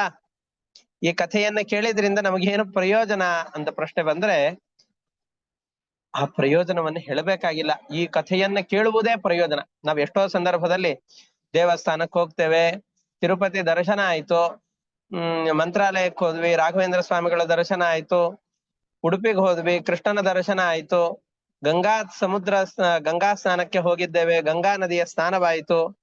ಹೌದಪ್ಪ, ಇಷ್ಟೆಲ್ಲ ಮಾಡಿದ್ವು, ದೇವಸ್ಥಾನಗಳನ್ನು ತಿರುಗಾಡಿದ್ವು, ಮಾಡದೇ ಇರುವಂತಹ ಸತ್ಕರ್ಮಗಳಿಲ್ಲ. ಇದನ್ನು ಮಾಡಿದ್ರಿಂದ ನಮಗೇನು ಸಿಕ್ತು ಅಂತ ಕೇಳಬಾರ್ದು. ನೀವ್ ಏನೇನೋ ಪುಣ್ಯ ಕೆಲಸಗಳನ್ನ ಮಾಡಿದ್ರಿಂದಾಗಿ ಪರಮಾತ್ಮನ ದರ್ಶನ ಆಯ್ತು. ದರ್ಶನವೇ ಒಂದು ದೊಡ್ಡ ಪುಣ್ಯ, ಅದು ದರ್ಶನವೇ ದೊಡ್ಡ ಸುಖ. ಈ ಭಾಗವತವನ್ನ ಕೇಳುವುದೇ ದೊಡ್ಡ ಪುಣ್ಯ. ಇದನ್ನ ಕೇಳಿದ್ರಿಂದ ಏನು ಸಿಗತ್ತೆ ಅಂತ ನಾವು ವಿಚಾರ ಮಾಡಬಾರದು. ಆದ್ರೆ ಪ್ರಾರಂಭದಲ್ಲಿಯೇ ಆತರ ಹೇಳ್ಬಿಟ್ರು ಅಂತಂದ್ರೆ ನಮಗೆ ಈ ಪುಣ್ಯದ ಕೆಲಸ ಬೇಡ ಹೋಗಯ್ಯ ಅಂತಂದು ಹೋಗ್ಬಿಡ್ತಾರೆ ಅನ್ನೋ ಕಾರಣಕ್ಕೋಸ್ಕರ ಇದನ್ನ ಕೇಳಿದ್ರೆ ಏನಾಗತ್ತೆ ಅನ್ನುವ ಫಲವನ್ನ ಮಕ್ಕಳಿಗೆಲ್ಲ ಔಷಧವನ್ನ ತಿನ್ನಿಸ್ಬೇಕಾದ್ರೆ ಮೊದಲಿಗೆ ಸ್ವಲ್ಪ ಕಲ್ಲು ಸಕ್ಕರೆಯನ್ನ ಬಾಯಿಗೆ ಹಾಕಿ ಆಮೇಲೆ ಔಷಧವನ್ನ ಹಾಕ್ತಾರೆ. ಹಾಗೆ ಔಷಧ ಆರೋಗ್ಯವೇ. ಆರೋಗ್ಯವಾದ್ರೂ ಆ ಔಷಧವನ್ನು ತಗೊಳ್ಬೇಕಾದ್ರೆ ಸ್ವಲ್ಪ ಕಹಿ ಹತ್ತತ್ತಲ್ಲ, ಆ ಕಹಿ ಅದನ್ನ ಸಹಿಸಿಕೊಳ್ಬೇಕು ಅಂತ ಮೊದಲಿಗೆ ಸ್ವಲ್ಪ ಕಲ್ಲು ಸಕ್ಕರೆಯನ್ನ ಹಾಕ್ತಾರೆ. ಹಾಗೆ ಈ ಭಾಗವತ ಗ್ರಂಥವೇ ದೊಡ್ಡ ಔಷಧ ಇದು. ಆದ್ರೆ ಔಷಧವನ್ನ ತಗೊಳ್ಳಿಕ್ಕೆ ನಾವು ಮೋರೆಯನ್ನ ನಮ್ಮ ಮುಖವನ್ನ ತಿರುಗಿಸ್ಬಿಡ್ತೇವೆ, ನಾವು ಈ ಔಷಧ ಬೇಡ ಅಂತ ಹೇಳಿಬಿಡ್ತೇವೆ. ಅದಕ್ಕೆ ಈ ಔಷಧದಲ್ಲಿ ಭಾಗವತ ಗ್ರಂಥದಲ್ಲಿ ಆಸಕ್ತಿ ಬರಬೇಕು ಅನ್ನೋ ಕಾರಣದಿಂದ ಸ್ವಲ್ಪ ಫಲವನ್ನು ಹೇಳ್ತಾರೆ. ಯಯೇನಂ ಪರಮಂ ಗುಹ್ಯಂ ಇತಿಹಾಸಂ ಅಘಾಪಹಂ ಶೃಣುಯಾತ್ ಶ್ರದ್ಧಯಾ ಯುಕ್ತಃ ಯಶ್ಚ ಭಕ್ತ್ಯಾನುಕೀರ್ತಯೇತ್ ನವೈ ಸ ನರಕಂ ಗಚ್ಚೇತ್ ನೇಕ್ಷಿತೋ ಯಮಕಿಂಕರೈಃ ಯದ್ಯಪ್ಯಮಂಗಲೋ ಮರ್ತ್ಯೋ ವಿಷ್ಣುಲೋಕೆ ಮಹೀಯತೆ. ಯಾರು ಈ ಅತ್ಯಂತ ರಹಸ್ಯವಾದ ಪಾಪ ಪರಿಹಾರಕರವಾದಂತಹ ಈ ಇತಿಹಾಸವನ್ನ ಕೇಳ್ತಾನೋ ಅಂತಹ ವ್ಯಕ್ತಿ ಹೇಳೋನು ಕೇಳೋನು ಇವರಿಬ್ಬರೂ ಕೂಡ ಎಂತಹ ಪಾಪಕರ್ಮಗಳನ್ನ ಮಾಡಿದ್ರೂ ಕೂಡ ನರಕದಲ್ಲಿ ಬೀಳೋದಿಲ್ಲ. ಪಾಪಕರ್ಮಗಳನ್ನ ಮಾಡಿದ್ರು ಅಂತಂದ್ರೆ ನಾವು ಕೂಡ ಜನ್ಮಾಂತರದಲ್ಲಿ ಸಜ್ಜೀವರಾಗಿರ್ತೇವೆ. ಯಾವುದೋ ಒಂದು ಪ್ರಾರಬ್ಧ ಕರ್ಮದ ವಶದಿಂದಾಗಿ ಈಗ ಕೆಟ್ಟ ಕೆಲಸವನ್ನ ಮಾಡ್ತಾ ಇರ್ತೇವೆ. ಆ ಕೆಟ್ಟ ಕೆಲಸಗಳೆಲ್ಲವೂ ಕೂಡ ಈ ಭಾಗವತ ಗ್ರಂಥವನ್ನ ಕೇಳಿದ್ರಿಂದ ನಾಮಸ್ಮರಣೆಯ ಮಹತ್ವ ಗೊತ್ತಾಗಿ ನಾಮಸ್ಮರಣೆಯನ್ನ ಮಾಡಿದರೆ ಅದರಿಂದ ಅಂತಃಕರಣ ಶುದ್ಧಿ ಆದ್ರೆ ಕೆಟ್ಟ ಕೆಲಸಗಳನ್ನ ಮಾಡೋದನ್ನು ಬಿಟ್ರೆ ನಾವು ಕೂಡ ನರಕದಿಂದ ದೂರವಾಗ್ತೇವೆ. ಅವ್ರಿಗೆಲ್ಲ ನಿಶ್ಚಯ ಇದೆ, ಇಂತಹ ಭಾಗವತದ ಕಥೆಗಳನ್ನ ಕೇಳಿದವರು ಎಂದಿಗೂ ಕೆಟ್ಟ ಕೆಲಸಗಳನ್ನ ಮಾಡ್ಲಿಕ್ಕೆ ಹೋಗೋದಿಲ್ಲ, ಸಜ್ಜನರಿದ್ದಾರೆ ಮನುಷ್ಯರೆಲ್ಲರೂ ಕೂಡ ಅಂತ ತಿಳಿದುಕೊಂಡು ಈ ಫಲವನ್ನ ಹೇಳುತ್ತಾ ಇದ್ದಾರೆ. ನವೈಸ ನರಕಂ ಗಚ್ಚೇತ್ ನೇಕ್ಷಿತೋ ಯಮಕಿಂಕರೈಹಿ. ಯಮದೂತರನ್ನ ನೋಡುವ ಪ್ರಮೇಯವೇ ಬರೋದಿಲ್ಲ. ಅಮಂಗಲವನ್ನ ಆ ವ್ಯಕ್ತಿ ಎನೆಂದಿಗೂ ಜೀವನದಲ್ಲಿ ಹೊಂದೋದಿಲ್ಲ. ವಿಷ್ಣು ಲೋಕದಲ್ಲಿ ನಿತ್ಯ ನಿರಂತರವಾದಂತಹ ಸುಖವನ್ನ ಅನುಭವಿಸ್ತಾನೆ. ಇಷ್ಟು ನೋಡಿ ಗಮನಿಸಬೇಕು. ಮ್ರಿಯಮಾಣೋ ಹರೇರ್ ನಾಮ. ಇಡೀ ಜೀವನದಲ್ಲಿ ಭಗವಂತನ ನಾಮಸ್ಮರಣೆಯನ್ನ ಮಾಡ್ಲಿಲ್ಲ ಅವನು ಭಕ್ತಿಯಿಂದ. ಮರಣ ಸಂದರ್ಭದಲ್ಲಿ ಒಂದು ಬಾರಿ ಭಕ್ತಿಯಿಂದ ಭಗವಂತನ ನಾಮಸ್ಮರಣೆಯನ್ನ ಮಾಡಿದ ಅಂತಾದ್ರೆ ಅವನೇ ವಿಷ್ಣು ಲೋಕವನ್ನು ಹೋಗ್ಬೇಕು ಅಂತಾದ್ರೆ, ಅವನಿಗೆ ವಿಷ್ಣು ಲೋಕದ ಪ್ರಾಪ್ತಿ ಆಗತ್ತೆ ಅಂತಾದ್ರೆ ಶ್ರದ್ಧೆಯಿಂದ ಇಡೀ ಜೀವನ ಪೂರ್ತಿಯಾಗಿ ನಾವು ಭಗವಂತನ ನಾಮಸ್ಮರಣೆಯನ್ನ ಮಾಡಿದರೆ ನಮಗೆ ಅನರ್ಥ ಉಂಟೇನು? ಹಾಗಾಗಿ ನೀವು ಸಾಯೋ ಕಾಲದವರೆಗೂ ಕಾಯ್ಬೇಡಿ, ಈಗಿಂದಲೇ ಪ್ರಾರಂಭ ಮಾಡಿ ಅಂತ ಹೇಳ್ತಾ ಇದ್ದಾರೆ. ಭಗವಂತನ ನಾಮಸ್ಮರಣೆ ನಮಗೆಲ್ಲ ಇದನ್ನ ಕೇಳಿದಾಗ ಹಿಂದೆ ಅನೇಕ ಬಾರಿ ಹೇಳಿದ್ದೇನೆ. ಏನ್ರಿ ಹಾಗಾದ್ರೆ ಬೆಳಿಗ್ಗೆ ಎದ್ದಾಗಿನಿಂದ ರಾತ್ರಿವರೆಗೂ ನಾರಾಯಣ ಅಂತ ತುಳಸಿ ಮಣಿಯನ್ನು ಇಟ್ಕೊಂಡು ದೇವ್ರ ಮನೆಯಲ್ಲಿ ಕೂಡ್ಬೇಕಾ? ಇಲ್ಲ. ಎಂದಿಗೂ ದೇವ್ರು ನೀವು ಮಾಡೋ ಕೆಲಸಗಳೆಲ್ಲವನ್ನು ಕೂಡ ಬಿಟ್ಟು ನನ್ನ ಬಳಿಯಲ್ಲೇ ಕುತ್ಕೊಂಡು ಇದನ್ನ ಕೇಳ್ತಾ ಇರಿ ಅಂತ ಹೇಳಲಾರ. ಯಾಕೆ ಅಂತಂದ್ರೆ ಭಗವಂತ ಹೇಳೋದು ಕರ್ಮಣ್ಯೇ ವಾಧಿಕಾರಸ್ಥೆ, ನೀವು ಮಾಡಬೇಕಾದ ಕೆಲಸವನ್ನು ಮಾಡ್ಲೇಬೇಕು. ಗೃಹಿಣಿಯರಾದ್ರಿ ಅಂತಂದ್ರೆ ಗೃಹಿಣಿಯರ ಕರ್ತವ್ಯವನ್ನು ಮಾಡ್ಲೇಬೇಕು. ಗೃಹಸ್ಥನಾದ ಅಂತಂದ್ರೆ ಗೃಹಸ್ಥನ ಕರ್ತವ್ಯವನ್ನು ಮಾಡ್ಲೇಬೇಕು. ಚೆನ್ನಾಗಿ ಸಂಪಾದನೆ ಮಾಡ್ಬೇಕು, ದುಡಿಬೇಕು. ಮನೆಯಲ್ಲಿರುವಂತಹ ಎಲ್ಲ ವ್ಯಕ್ತಿಗಳಿಗೂ ಕೂಡ ಸಾಕಿ ಸಲಹುವಂತಹ ಭಾರವನ್ನು ತಾನು ವಹಿಸಿಕೊಂಡಿದ್ದಾನೆ ಅಂದ್ರೆ ಅದನ್ನು ಮಾಡ್ಬೇಕು. ಮನೆಯಲ್ಲಿರುವಂತಹ ಎಲ್ಲರ ಜವಾಬ್ದಾರಿಯನ್ನ ಗೃಹಿಣಿಯಾದವಳು ಸ್ವೀಕಾರ ಮಾಡಬೇಕು. ಮಕ್ಕಳಿಗೆ ಅಧ್ಯಯನವನ್ನು ಮಾಡಿಸೋದು, ಮನೆಯಲ್ಲಿರುವಂತಹ ಬಂದಂತಹ ಅತಿಥಿಗಳನ್ನ ಆದರ ಭಕ್ತಿಪೂರ್ವಕವಾಗಿ ಅವರ ಸೇವೆಯನ್ನು ಮಾಡುವಂತಹದ್ದು, ಇಡೀ ಮನೆಯ ಜವಾಬ್ದಾರಿಯನ್ನ ತಾನು ವಹಿಸಿಕೊಂಡು ಅದನ್ನ ಯಾವುದೇ ತೊಂದರೆ ಇಲ್ಲದೆ ಇರುವ ಹಾಗೆ ನಡೆಸಿಕೊಂಡು ಹೋಗೋದು, ಇವೆಲ್ಲವನ್ನ ಮಾಡ್ಲೇಬೇಕು. ಮನೆಯಲ್ಲಿ ಯಾವ ಕೆಲಸವನ್ನು ಅಡಿಗೆ ಮಾಡೋದನ್ನು ಬಿಡ್ಲಿಕ್ಕೆ ಆಗೋದಿಲ್ಲ, ಪಾತ್ರೆ ತೊಳೆಯೋದನ್ನ ಬಿಡ್ಲಿಕ್ಕೆ ಆಗೋದಿಲ್ಲ, ಕಸ ಗುಡಿಸೋದನ್ನ ಬಿಡ್ಲಿಕ್ಕೆ ಆಗೋದಿಲ್ಲ. ಇವನು ಆಫೀಸಿಗೆ ಹೋಗದೇನೆ ಇಲ್ಲೇ ಮನೆಯಲ್ಲೇ ಕುಳಿತುಕೊಳ್ಳಿಕ್ಕೆ ಆಗೋದಿಲ್ಲ. ತಮ್ಮ ಕೆಲಸಗಳನ್ನು ಮಾಡ್ಲೇಬೇಕು. ಆದ್ರೆ ಮಾಡುವ ಸಂದರ್ಭದಲ್ಲಿ ಯಾವುದೋ ಒಬ್ಬ ಬಾಸಿಗೋಸ್ಕರ, ಮನೆಯಲ್ಲಿರುವಂತಹ ವ್ಯಕ್ತಿಗಳಿಗೋಸ್ಕರ ಅಂತ ಆ ಕರ್ಮಗಳನ್ನು ಮಾಡಿದರೆ ಅಯ್ಯೋ ಇವ್ರಿಗೇನಪ್ಪ ಮಾಡೋದು ಅನ್ನೋ ಭಾವನೆ ಮನಸ್ಸಿನಲ್ಲಿ ಬರುತ್ತೆ. ಇವನಿಗೋಸ್ಕರ ನಾನು ಯಾಕೆ ಇಷ್ಟು ನನ್ನ ಜೀವನದ ಅಮೂಲ್ಯವಾದ ಸಮಯವನ್ನು ವ್ಯರ್ಥ ಮಾಡಬೇಕು ಅಂತ ಅನ್ನಿಸತ್ತೆ. ಹಾಗಲ್ಲ, ಮಾಡುವ ಪ್ರತಿಯೊಂದು ಕೆಲಸವೂ ಕೂಡ ಭಗವಂತನ ಪೂಜೆ ಅಂತ ತಿಳಿದುಕೊಂಡು ಮಾಡುವ ಹಲ್ಲು ತಿಕ್ತಾ ಇದ್ದೀರಾ, ಇದು ಭಗವಂತನ ಪೂಜೆ. ನಮ್ಮ ಶರೀರದ ಒಳಗಡೆಯಲ್ಲಿ ಪರಮಾತ್ಮ ನಿಂತಿರ್ತಾನೆ. ಅಭಿಷೇಕವನ್ನು ಮಾಡಬೇಕಾದ್ರೆ ನಮ್ಮ ಶರೀರದ ಒಳಗಡೆಯಲ್ಲಿ ಪರಮಾತ್ಮ ಇದ್ದಾನೆ. ಆ ಪರಮಾತ್ಮನಿಗೆ ಈ ಅಭಿಷೇಕವಾಗ್ತಾ ಇದೆ. ನಡೀತಾ ಇದ್ದಾಗ ನಾನು ಭಗವಂತನ ಮನೆಯಲ್ಲಿ ನಡೀತಾ ಇದ್ದೇನೆ. ಯಾಕೆಂದ್ರೆ ಇಡೀ ಜಗತ್ತು ಭಗವಂತನ ಮನೆ. ದೇವರ ಮನೆಯಲ್ಲಿ ನಡೆದ್ರೆ ಅದ ಪ್ರದಕ್ಷಿಣೆ ಅಂತ ಆಗತ್ತೆ. ನಾವು ಹಿಡುವಂತಹ ಪ್ರತಿಯೊಂದು ಹೆಜ್ಜೆಯೂ ಕೂಡ ಭಗವಂತನ ಮನೆಯಲ್ಲಿಯೇ ಆಗುವಂತಹ ಹೆಜ್ಜೆ. ಆದ್ದರಿಂದಾಗಿ ಪ್ರತಿಯೊಂದು ಹೆಜ್ಜೆಯೂ ಕೂಡ ಪ್ರದಕ್ಷಿಣೆಯಾಗಲಿ, ನಾನು ಮಾತನಾಡುವಂತಹ ಪ್ರತಿಯೊಂದು ಮಾತು ಕೂಡ ಭಗವಂತನ ಸ್ತೋತ್ರವಾಗಲಿ ಅನ್ನುವ ಭಾವನೆಯಿಂದಾಗಿ ನಾವು ಈ ಜೀವನವನ್ನು ನಡೆಸಬೇಕು. ಅದಕ್ಕೆ ಒಂದು ಯಥೇಷ್ಟಂ ಭುಂಕ್ಷ್ವ ಮಾಭೈಷೀಹಿ ಅಂತೆ ತಕ್ರಂ ಸರ್ವಥಾಪಿವ. ನಮಗೆ ಕೆಲವೊಮ್ಮೆ ಎಷ್ಟೋ ಜನರ ಮನೆಯಲ್ಲಿ ಹೋಗ್ತೇವೆ, ಬಲವಂತ ಮಾಡಿ ಊಟವನ್ನ ಬಡಿಸ್ತಾರೆ. ಅಯ್ಯೋ ಇಷ್ಟು ಊಟ ಮಾಡಿದ್ರೆ ಅಜೀರ್ಣವಾಗಿ ಹೋಗ್ಬಿಡತ್ತೆ, ಪಚನ ಆಗೋದಿಲ್ಲ ಅಂತ ಹೆದರಿಕೊಳ್ಬೇಡ, ಎಷ್ಟು ಬೇಕೋ ಅಷ್ಟು ಊಟ ಮಾಡು. ಆದ್ರೆ ಕೊನೆಯಲ್ಲಿ ಚೆನ್ನಾಗಿ ಮಜ್ಜಿಗೆಯನ್ನು ಕುಡಿ. ಚೆನ್ನಾಗಿ ಮಜ್ಜಿಗೆಯನ್ನು ಕುಡಿದೆ ಅಂತಂದ್ರೆ ಅಪಚನ ಕಾಡೋದಿಲ್ಲ. ಅಷ್ಟೇ ಅಲ್ಲ, ಎಷ್ಟೇ ಮಾತನಾಡು, ಕೊನೆಗೆ ನಾರಾಯಣಂ ಸ್ಮರ, ನಾರಾಯಣನ ನಾಮಸ್ಮರಣೆಯನ್ನು ಮಾಡಿ ಇಲ್ಲಿವರೆಗೂ ಏನೇನನ್ನ ಹರಟೆ ಹೊಡೆದನೋ ಅದೆಲ್ಲವೂ ಕೂಡ ಭಗವಂತನ ನಾಮವಾಗ್ಲಿ, ಪ್ರತಿಯೊಂದು ಅಕ್ಷರಗಳು ಕೂಡ ಭಗವಂತನನ್ನ ಪ್ರತಿಪಾದನೆ ಮಾಡುತ್ತೆ ಅನ್ನುವ ಚಿಂತನೆಯನ್ನು ತಂದುಕೊಂಡು ಬಿಟ್ರೆ ಪ್ರತಿಯೊಂದು ಅಕ್ಷರಗಳು ಕೂಡ ಭಗವಂತನ ಸ್ತೋತ್ರವಾಗಿ ಬಿಡುತ್ತೆ. ಹಾಗಾಗಿ ಈ ಏನೇನನ್ನ ಇಲ್ಲಿ ಹೇಳಿಕೊಟ್ಟಿದ್ದಾರೋ, ಭಾಗವತ ಧರ್ಮಗಳನ್ನು ಹೇಳ್ತಾ ಇದ್ದಾರೋ, ಇದೆಲ್ಲ ಬಹಳ ಕಷ್ಟ ಅಂತ ಅನ್ನಿಸತ್ತೆ. ಆದ್ರೆ ಅಷ್ಟೇ ಸುಲಭ. ಎಷ್ಟು ಸುಲಭವೋ ಅಷ್ಟೇ ಕಠಿಣ. ನಿರಂತರವಾಗಿ ಭಗವಂತನ ಚಿಂತನೆಯಲ್ಲಿ ನಾವು ಜೀವನವನ್ನು ಕಳಿಬೇಕು ಅನ್ನುವ ಮಹತ್ವವನ್ನ ಇಲ್ಲಿ ಹೇಳ್ತಾ ಇದ್ದಾರೆ. ಇಷ್ಟಕ್ಕೆ ಭಾಗವತ ಗ್ರಂಥದ 6ನೇ ಸ್ಕಂದದ 2ನೇ ಅಧ್ಯಾಯ ಮುಕ್ತಾಯವಾಗ್ತಾ ಇದೆ. ಮ್ರಿಯಮಾಣೋ ಹರೇರ್ನಾಮ ಗೃಣನ್ ಪುತ್ರೋಪಚಾರಿತಂ ಅಜಾಮಿಳೋಪ್ಯಗಾನ್ ಮುಕ್ತಿಂ ಕಿಮುತ ಶ್ರದ್ಧಯ ಗೃಣನ್.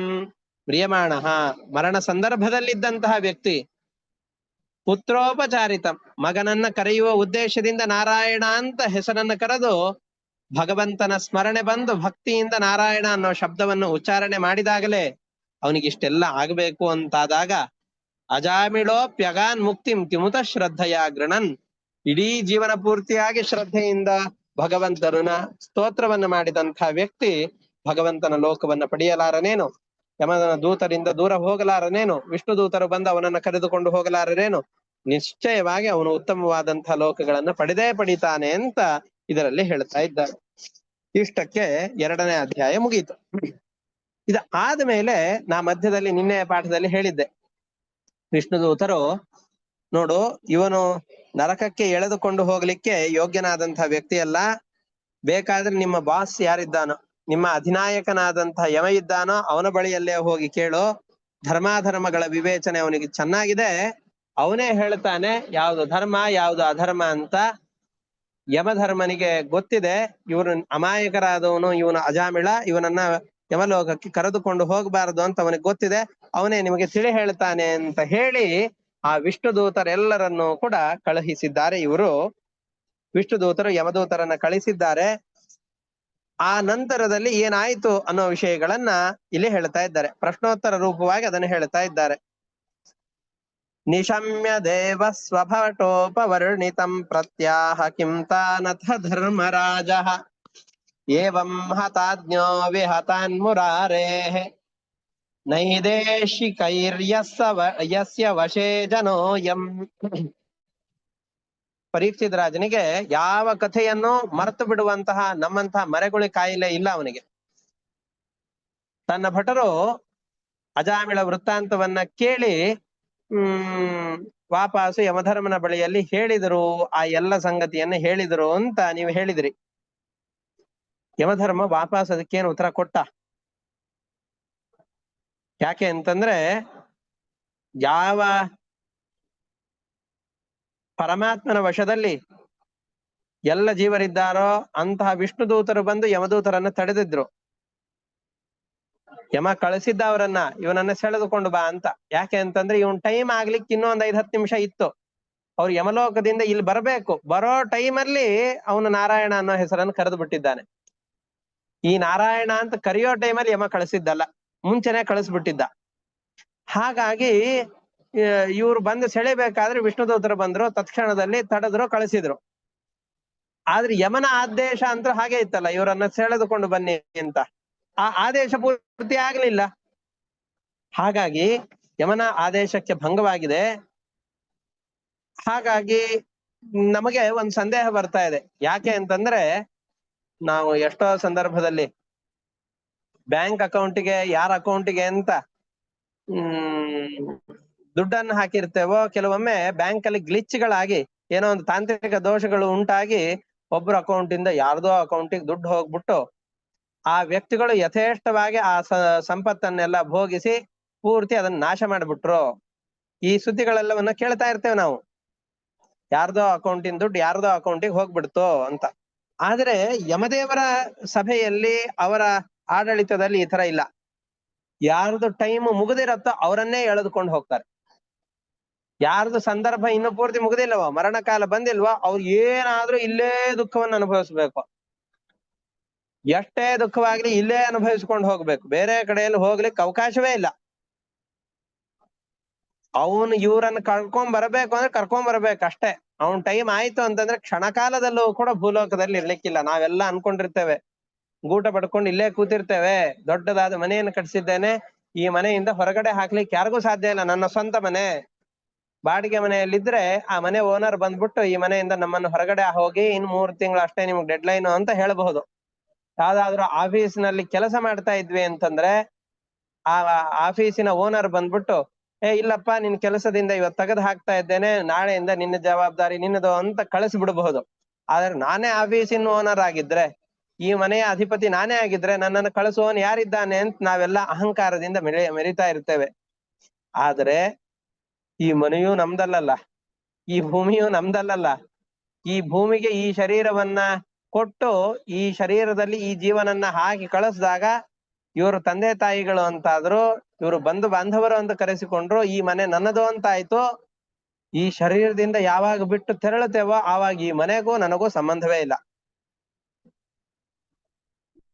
ಹಾಗಾಗಿ ನನ್ನನ್ನು ಯಾಕೆ ಕರ್ಕೊಂಡು ಹೋಗ್ತೀಯಾ ಅಂತ ನಾವೆಲ್ಲ ಯೋಚನೆ ಮಾಡ್ಲಿಕ್ಕೆ ಇಲ್ಲ. ಯಮನ ಆದೇಶಕ್ಕೆ ಪ್ರತಿಯಾಗಿ ಏನೋ ಹೇಳಲಿಕ್ಕೆ ಆಗೋದೇ ಇಲ್ಲ.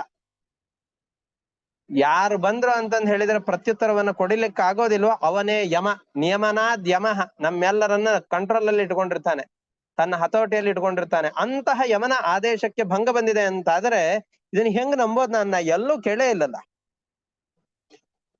ಹಾಗಾದ್ರೆ ನಮಗೂ ಡೌಟ್ ಬಂದ್ಬಿಡತ್ತೆ. ಎಷ್ಟೋ ಸಂದರ್ಭದಲ್ಲಿ ಯಮ ಕರ್ಕೊಂಬ ಅಂತ ಅಂದಿರ್ತಾನೆ, ಅದು ಕೂಡ ಎಷ್ಟೋ ಸಂದರ್ಭದಲ್ಲಿ ಆಗೋದಿಲ್ಲ. ಹಾಗಾದ್ರೆ ನಮ್ಮ ಅಂತ್ಯಕಾಲ ಬಂದಿದೆ ಅಂತ ನಾವೇನು ಹೆದರ್ಬೇಕಾಗಿಲ್ಲ. ಈ ಅಜಾಮಿಳನ ಪ್ರಸಂಗದಲ್ಲಿ ಆದ ಹಾಗೆ ನಮಗೂ ಕೂಡ ಒಂದು ಪ್ಲಸ್ 1-2 ವರ್ಷ ಬದುಕ್ಲಿಕ್ಕೆ ಅವಕಾಶ ಸಿಗತ್ತೋ ಏನೋ. ರಿಟೈರ್ಮೆಂಟ್ ಅನ್ನ ಸ್ವಲ್ಪ ಪೋಸ್ಟ್ ಪೋನ್ ಮಾಡ್ತಾರಲ್ಲ, 60 ವರ್ಷಕ್ಕೆ ಇದ್ದಿದ್ದು 64 ವರ್ಷಕ್ಕೆ, 65 ವರ್ಷಕ್ಕೆ, 62 ವರ್ಷಕ್ಕೆ, ಹಾಗೆ ನಮಗೂ ಕೂಡ ಮರಣ ಸಂದರ್ಭವನ್ನು ಪೋಸ್ಟ್ ಪೋನ್ ಮಾಡ್ತಾರೋ ಏನೋ, ಯಾರಿಗ್ ಗೊತ್ತು. ಇಲ್ಲಿ ವಿಷ್ಣು ದೂತರು ಬಂದ್ರು, ಇನ್ನೊಂದ್ ಯಾರೋ ಪಿಶಾಚಿಗಳು ಬರ್ತಾರೆ, ಇವರೆಲ್ಲ ಬಂದ್ಬಿಟ್ಟು ನಮ್ಮ ಮರಣ ಸಂದರ್ಭವನ್ನ ಕಾಲವನ್ನು ಸ್ವಲ್ಪ ಮುಂದೂಡಬಹುದೋ ಏನೋ ಅಂತ ಜನರಿಗೆಲ್ಲ ಸಂಶಯ ಬರುತ್ತಲ್ಲ, ಯಮನ ದಂಡದ ಮೇಲೆ ಭಯ ಹೋಗಿ ಬಿಡತ್ತಲ್ಲ. ಹಾಗಾದ್ರೆ ಯಮನ ಆದೇಶ ಭಂಗವಾದದ್ದು ಹೇಗೆ ಅಂತ ಪರೀಕ್ಷಿತ್ ರಾಜನ ಪ್ರಶ್ನೆ ಇದೆ. ಅದಕ್ಕೆ ಶುಕಾಚಾರ್ಯರು ಹೇಳ್ತಾ ಇದ್ದಾರೆ, ಯಮದೇವರ ದಂಡಕ್ಕೆ ಎಂದಿಗೂ ಭಂಗ ಇಲ್ಲ. ಅದು ಹೇಗೆ ಅಂತ ಆ ಯಮದೂತರಿಗೂ ಮತ್ತು ಯಮನಿಗೂ ಆದಂತಹ ಸಂವಾದವನ್ನ ನಿರೂಪಣೆ ಮಾಡ್ತಾ ಇದ್ದಾರೆ. ಬಾದರಾಯಣಿರುವಾಚ, ಅದಕ್ಕಿಂತ ಮುಂಚಿನದ್ದು ಯಮಸ್ಯ ದೇವಸ್ಯ ನ ದಂಡ ಭಂಗ ಕುತಶ್ಚ ನರ್ಷೇ ಶ್ರುತ ಪೂರ್ವ ಆಸೀತ್. ಯಮನ ಆದೇಶ ಎಲ್ಲಿಯೂ ಕೂಡ ಭಂಗವಾದದ್ದನ್ನು ನಾವು ಜೀವನದಲ್ಲಿ ಕೇಳಿಯೇ ಇಲ್ಲ. ಏವಂ ಮುನೆ ವೃಶ್ಚತಿ ಲೋಕ ಸಂಶಯಂ ನಹಿ ತ್ವದನ್ಯ ಇತಿ ಮೇ ವಿನಿಶ್ಚಿತಂ. ನಿಮ್ಮನ್ನು ಹೊರತುಪಡಿಸಿ ನಮ್ಮ ಈ ಸಂಶಯಗಳನ್ನ ಪರಿಹಾರ ಮಾಡೋರು ಯಾರೂ ಇಲ್ಲ, ನನ್ನ ಸಂಶಯ ಇದೆ, ನನ್ನ ಸಂಶಯವನ್ನ ಪರಿಹಾರ ಮಾಡಿ ಅಂತ ಅವರ ಬಳಿಯಲ್ಲಿ ಭಕ್ತಿಯಿಂದ ವಿನಮ್ರನಾಗಿ ಪ್ರಾರ್ಥನೆಯನ್ನು ಮಾಡ್ತಾ ಇದ್ದಾನೆ ಪರೀಕ್ಷಿತ್ ರಾಜ. ಅದಕ್ಕೆ ಶುಕಾಚಾರ್ಯರು ಹೇಳ್ತಾ ಇದ್ದಾರೆ, ಇಲ್ಲ, ಅವರಿಬ್ಬರ ಸಂವಾದ ಏನಾಯ್ತು ಅನ್ನೋದನ್ನ ಹೇಳ್ತೇನೆ ಕೇಳು. ತಮ್ಮ ಕರ್ತವ್ಯ ನಿರ್ವಹಣೆಗೆ ಅಂತ ಹೋಗಿದ್ದಾರೆ ಯಾರೋ ಯಮನ ದೂತರು. ವಿಷ್ಣು ದೂತರಿಂದ ಅಡ್ಡಿ ಉಂಟಾಯ್ತು. ಅದಕ್ಕೆ ತಮ್ಮ ಪ್ರಭುವಾದಂತಹ ಯಮನ ಬಳಿಯಲ್ಲಿ ಹೋಗಿ ಹಿಂದೆ ಆದಂತಹ ಎಲ್ಲ ಘಟನೆಯನ್ನ ಅರಿಕೆ ಮಾಡಿಕೊಂಡ್ರು. ಅದಕ್ಕೆ ಏನು ಯಮದೂತರು ಯಮನ ಬಳಿಯಲ್ಲಿ ಹೇಳಿದರು. ಎಷ್ಟು ಚೆನ್ನಾಗಿರೋ ಮಾತನ್ನ ಅವ್ರು ಹೇಳ್ತಾರೆ ಅಂತಂದ್ರೆ, ನೋಡಪ್ಪ, ಜನರು ಒಟ್ಟು 3 ಥರದ ಕೆಲಸಗಳನ್ನು ಮಾಡೋರು ಇರ್ತಾರೆ. ಕೆಲವೊಂದಿಷ್ಟು ಜನ ಪುಣ್ಯವನ್ನು ಮಾಡೋರು ಇರ್ತಾರೆ, ಪಾಪವನ್ನು ಮಾಡೋರು ಇರ್ತಾರೆ. ಯಾರು ಸಾತ್ವಿಕರಾಗಿರ್ತಾರೋ ಅವ್ರು ಪುಣ್ಯ ಕರ್ಮಗಳನ್ನೇ ಮಾಡ್ತಾ ಇರ್ತಾರೆ. ಕೆಟ್ಟವರು ಬರೀ ಪಾಪ ಕೆಲಸಗಳನ್ನೇ ಮಾಡ್ತಾ ಇರ್ತಾರೆ. ಮಧ್ಯಮರಾದಂತಹ ಜನರು ಮಿಕ್ಸ್ ಆಗಿ ಮಾಡ್ತಾ ಇರ್ತಾರೆ, ಪಾಪಗಳನ್ನ ಪುಣ್ಯಗಳನ್ನ ಇವುಗಳನ್ನ ಸೇರಿಕೊಂಡು ಮಾಡ್ತಾ ಇರ್ತಾರೆ. ಅದಕ್ಕೆ ಸರಿಯಾದಂತಹ ಫಲವನ್ನ ಕೊಡೋರು ಎಷ್ಟೆಷ್ಟು ಜನ ಇದ್ದಾರೆ ಹೇಳ್ಬಿಡು. ಈ ಪುಣ್ಯ ಪಾಪಗಳು ಮಾಡುವಂತಹ ಜನರಿರ್ತಾರೆ, ಇವುಗಳನ್ನ ಮಿಶ್ರಣ ಮಾಡಿಕೊಂಡು ಕೆಲಸಗಳನ್ನು ಮಾಡೋರು ಇರ್ತಾರೆ. ಇವ್ರು ಏನೇನೇ ಕೆಲಸಗಳನ್ನು ಮಾಡ್ಲಿ, ಆ ಕೆಲಸಗಳನ್ನು ಮಾಡಿದಾಗ ಅವ್ರಿಗೆ ಶಿಕ್ಷೆಯನ್ನು ಕೊಡೋರು ಎಷ್ಟೆಷ್ಟು ಜನ ಇದ್ದಾರೆ ಹೇಳು. ಯಾಕೆ ಅಂತಂದ್ರೆ ನಮಗ್ ಗೊತ್ತಿರೋ ಹಾಗೆ ಲೋಕದಲ್ಲಿ ಯಾರಾದ್ರೂ ಅಪರಾಧಿ ಕೆಲಸಗಳಲ್ಲಿ ಆಸಕ್ತರಾಗಿದ್ದಾರೆ ಅಂತಂದ್ರೆ ಅವರಿಗೆ ದಂಡವನ್ನು ಕೊಡುವವನು ನೀನು ಒಬ್ಬನೇ ಅಂತ ನಮಗೆ ತಿಳಿದುಕೊಂಡಿದ್ದೇವೆ. ನಮ್ಮ ಧ್ಯಾನ ಅಷ್ಟಿದೆ. ಒಂದು ವೇಳೆ ಈ ವ್ಯವಸ್ಥೆ ಇಲ್ಲ ಇವನು ಆದೇಶ ಕೊಡ್ತಾನೆ, ಅವನು ಆದೇಶ ಕೊಡ್ತಾನೆ ಅಂತಾದ್ರೆ ಯಾರಿಗ್ ಸುಖ ಬರಬೇಕು ಅಂತ ನೀನು ಹೇಳ್ತೀಯ, ಇನ್ನೊಬ್ನ ಹೇಳ್ತಾನೆ ಇಲ್ಲ ಅವನಿಗೆ ದುಃಖ ಬರಬೇಕು ಅಂತ, ಇಲ್ಲ ಇವನನ್ನ ಮಿಶ್ರವಾಗಿ ಸೇರಿಸ್ಬೇಕು ಅಂತ ಇನ್ನೊಬ್ನ ಹೇಳ್ತಾನೆ. ಮನೆಯಲ್ಲಿ ಯಾರಾದ್ರೂ ಒಬ್ರು ಮಾತು ನಡಿಬೇಕು. ಎಲ್ರು ಆದೇಶ ಕೊಡೋರು ಅಂತಾದ್ರೆ ಒಬ್ಬೊಬ್ರು ಒಂದೊಂದ್ ತರ ಹೇಳ್ತಾರೆ, ಮನೆ ಅಧ್ವಾನ ಎದ್ದು ಹೋಗತ್ತೆ. ಆಫೀಸಿನಲ್ಲಿ ಒಬ್ಬರದ್ದೇ ಇದು ನಡಿಬೇಕು, ಅಧಿಕಾರ ನಡಿಬೇಕು. ಒಬ್ಬೊಬ್ರು ಕೂಡ ಆ ಆದೇಶವನ್ನು ಕೊಡೋರು ಅಂತಾದ್ರೆ ಇವನ್ ಹೇಳಿದ್ದನ್ನ ನಾನ್ ಯಾಕೆ ಮಾಡ್ಬೇಕು, ನಾ ಹೇಳಿದ್ದನ್ನ ಇವನ್ಗ ಯಾಕೆ ಮಾಡ್ಬೇಕು ಅಂತ ಅನ್ಕೊಂಡು ಒಬ್ಬೊಬ್ರು ಇದನ್ ಮಾಡು ಅಂತ ಯಾರು ಹೇಳಿದ ಕೆಲಸಗಳು ಕೂಡ ನಿಶ್ಚಿಂತೆಯಿಂದ ನಡೆಯೋದೇ ಇಲ್ಲ. ಎಲ್ಲ ಕೆಲಸಗಳು ಕೂಡ ಅಪರಿಪೂರ್ಣವಾಗತ್ತೆ, ಅವ್ಯವಸ್ಥೆಯಿಂದ ಕೂಡಿಕೊಂಡು ಬಿಡತ್ತೆ. ಯಾರಿಗೆ ಸುಖ ಬರಬೇಕು, ಯಾರಿಗೆ ಸುಖ ಬರಬಾರ್ದು, ಬರೋದು ಅಂತಾದ್ರೆ ಯಾರಿಂದ ಸುಖ ಬರಬೇಕು, ಯಾರಿಂದ ಇವನಿಗೆ ದುಃಖ ಬರಬೇಕು ಎಂಬಂತಹ ವ್ಯವಸ್ಥೆ ಲೋಕದಲ್ಲಿ ಇದೆ. ಆ ಲೋಕದ ವ್ಯವಸ್ಥೆಯೇ ಅಲ್ಲೋಲ ಕಲ್ಲೋಲವಾಗಬೇಕಾಗತ್ತೆ. ಯಾಕೆ ಅಂತಂದ್ರೆ ಕೆಲಸ ಮಾಡೋರು ತುಂಬಾ ಜನ ಇರ್ತಾರೆ, ನಾವೆಲ್ಲ ನೋಡಿರ್ತೇವೆ. ಇಡೀ ಕ್ಲಾಸಿಗೆ ಒಬ್ಬರನ್ನೇ ಮಾನಿಟರ್ ಮಾಡಿರ್ತಾರೆ, ಇಬ್ಬಿಬ್ರಲ್ಲ. ಅವರನ್ನು ನೋಡಿಕೊಳ್ಳುವಂತಹ ವ್ಯಕ್ತಿ ಒಬ್ಬನೇ ಇರ್ತಾನೆ. ಕರ್ಮ ಮಾಡೋರು ಬೇಕಾದಷ್ಟು ಜನ ಇರ್ತಾರೆ. ಎಷ್ಟು ಜನ ಕೆಲಸ ಮಾಡ್ತಾರೋ ಅಷ್ಟು ಜನ ಅವರ ಮೇಲ್ವಿಚಾರಕರು ಇದ್ರು ಅಂತಂದ್ರೆ ಏನಾಗತ್ತೆ ಅಂತಂದ್ ಹೇಳಿದ್ರೆ ತುಂಬಾ ಅವ್ಯವಸ್ಥೆ ಆಗತ್ತೆ. ಪರಮಾಧಿಕಾರ ಯಾರಾದ್ರೂ ಒಬ್ಬನ ಕೈಯಲ್ಲಿ ಇರ್ಬೇಕು. ಎಲ್ಲರ ಜುಟ್ಟನ್ನು ಹಿಡಿದುಕೊಳ್ಳುವಂತಹ ವ್ಯಕ್ತಿ ಒಬ್ಬನಾಗಿರ್ಬೇಕು. ಅದರಿಂದ ನನಗ್ ಗೊತ್ತಿರೋ ಹಾಗೆ ಲೋಕದಲ್ಲಿರುವಂತಹ ಎಲ್ಲ ಜನರಿಗೂ ಕೂಡ ಅಧಿಪತಿಯಾಗಿದ್ದುಕೊಂಡು ಜನರ ಪುಣ್ಯ ಪಾಪಗಳನ್ನ ವಿವೇಚನೆ ಮಾಡಿಕೊಂಡು ತಕ್ಕ ದಂಡಗಳನ್ನ, ಶಿಕ್ಷೆ ಆಗಿರ್ಲಿ ಸ್ವರ್ಗಾದಿ ಸುಖಗಳಾಗಿರಬಹುದು, ಅವುಗಳನ್ನ ಕೊಡುವವನು ನೀನು ಅಂತ ನಾವು ಇಲ್ಲಿವರೆಗೂ ತಿಳಿದುಕೊಂಡಿದ್ದೇವೆ. ನಿನ್ನ ಬಳಿಯಲ್ಲಿ ಯಾವಾಗ ಕೆಲಸಕ್ಕೆ ಅಂತ ಅಪಾಯಿಂಟ್ಮೆಂಟ್ ಆಗಿದೆನೋ ಅಲ್ಲಿಂದ ಇವತ್ತಿನ ದಿವಸದವರೆಗೂ ನಮಗಿರುವಂತಹ ಭಾವನೆ ಇಷ್ಟೇ. ಲೋಕದಲ್ಲಿ ಯಾರೇ ತಪ್ಪುಗಳನ್ನ ಮಾಡ್ಲಿ, ಯಾರೇ ಸರಿಯಾದ ಕೆಲಸಗಳನ್ನ ಮಾಡ್ಲಿ, ಅದಕ್ಕೆ ಸರಿಯಾದ ಶಿಕ್ಷೆಯನ್ನೋ ಫಲವನ್ನ ತೀರ್ಮಾನ ಮಾಡಿ ಆಯಾಯ ಲೋಕಗಳಿಗೆ ಕಳಿಸುವ ವ್ಯಕ್ತಿ ನೀನು. ಇದು ನಮ್ಮ ಗ್ರಹಿಕೆ. ಆದ್ರೆ ಇಂತಹ ನೀನು ಆದೇಶ ಮಾಡಿದಾಗ ಮಾನವ ಲೋಕದಲ್ಲಿ ಹೋಗಿ ಆ ಅಜಾಮಿಳನನ್ನ ಸೆಳೆದುಕೊಂಡು ಬರಬೇಕಾದ್ರೆ ನಮ್ಮ ಕೆಲಸ, ನೀನು ಮಾಡಿದ ಆದೇಶ ಇವುಗಳಿಗೆ ಅಡ್ಡಿ ಆಗಿದೆ. 4 ಜನ ಯಾರೋ ಸಿದ್ಧ ಪುರುಷರು ಬಂದ್ರು, ಅವ್ರು ಬಂದು ನಮ್ಮನ್ನು ವಾಪಸ್ ಕಳಿಸ್ಬಿಟ್ರು. ಅವ್ರು ಎದುರುಗಡೆ ಇದ್ದಾಗ ಅವನನ್ನು ಸೆಳೆದುಕೊಂಡು ಬಂದಿದ್ರೆ ನಮ್ಮನ್ನು ಕೂಡ ಕುಣಿಕೆ ಹಾಕಿ ಎಳೆದು ಬಿಡ್ತಾ ಇದ್ರೋ ಏನು. ನಾವು ಹೆದರಿಕೊಂಡು ಅಲ್ಲಿಂದ ವಾಪಸ್ ಬಂದಿದ್ದೇವೆ. ಆಮೇಲೆ ಸುಮ್ಮನೆ ಹೆದರಿಸ್ಲಿಲ್ಲ, ಅವರು ಧರ್ಮದ ಮಾತುಗಳನ್ನ ಹೇಳಿದ್ರು. ಅವರು ಇಷ್ಟಿದೆ, ಯಾರನ್ನ ಶಿಕ್ಷೆ ಕೊಡ್ಬೇಕು, ಯಾರನ್ನ ಶಿಕ್ಷೆ ಕೊಡಬಾರ್ದು, ಯಾರು ಪ್ರಾಯಶ್ಚಿತ್ತ ಕರ್ಮಗಳನ್ನು ಮಾಡಿರ್ತಾರೋ ಅವ್ರಿಗೆ ಶಿಕ್ಷೆ ಇಲ್ಲ. ಈ ಅಜಾಮಿಳ ಪ್ರಾಯಶ್ಚಿತ್ತವನ್ನು ಮಾಡಿಕೊಂಡಿದ್ದಾನೆ ತನ್ನ ಪಾಪಗಳಿಗೆಲ್ಲ, ಅವನನ್ನು ಹೇಗೆ ಕರೆದುಕೊಂಡು ಹೋಗ್ತೀರಿ ಅಂತ ಅವ್ರು ನಮ್ಮ ಮೇಲೆ ಪಾಟಿ ಸವಾಲನ್ನು ಮಾಡ್ತಾ ಇದ್ದಾರೆ. ಅವ್ರ ಮಾತಿಗೆ ನಿರುತ್ತರರಾಗಿದ್ದೇವೆ, ವಾಪಸ್ ಬಂದಿದ್ದೇವೆ. ಹಾಗಾಗಿ ನಮ್ಮ ಕೆಲಸವೂ ಪೂರ್ತಿ ಆಗ್ಲಿಲ್ಲ, ನಿನ್ನ ಆದೇಶವೂ ಕೂಡ ಮೀರಿ ಹೋಯ್ತು. ನಿನ್ನ ಆದೇಶವನ್ನು ಪಾಲನೆ ಮಾಡ್ಲಿಕ್ಕೆ ಆಗ್ಲಿಲ್ಲ, ನಮಗ್ ಶಿಕ್ಷೆ ಕೊಡ್ಬೇಡ ನೀನು. ನಿನ್ನ ಆದೇಶವನ್ನ ಅನೇಕ ಜನ ಉಲ್ಲಂಘನೆ ಮಾಡಿದ್ದಾರೆ, 4-6 ಜನ ಉಲ್ಲಂಘನೆ ಮಾಡಿದ್ದಾರೆ.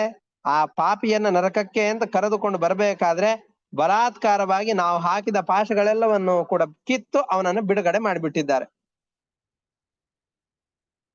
ಪೊಲೀಸರ ಹೈಯರ್ ಅಧಿಕಾರಿಗಳು ಯಾರೋ ಒಬ್ರು ಇವನ್ ತಪ್ಪು ಮಾಡಿದಾನೆ, ಅವನನ್ನು ಹಿಡಿದುಕೊಂಡು ಬನ್ನಿ ಅಂತ ಹೇಳಿದಾಗ ಅವನ್ ಕೈಗೆ ಬೀಗಗಳನ್ನ ಕೋಳಗಳನ್ನ ಹಾಕೊಂಡು ಸೆಳೆದುಕೊಂಡು ಬರ್ತಾ ಇರ್ಬೇಕಾದ್ರೆ ಇವನ್ ತಪ್ಪೇ ಇಲ್ಲ ಅಂತ ಅಂದುಕೊಂಡು ಯಾರೋ ಬಂದ ಅವನನ್ನು ಬಿಡಿಸ್ಕೊಂಡು ಹೋಗ್ಬಿಟ್ರು ಅಂದ್ರೆ ಪೊಲೀಸರಿಗೆ ಎಷ್ಟು ಅವಮಾನ ಅದು.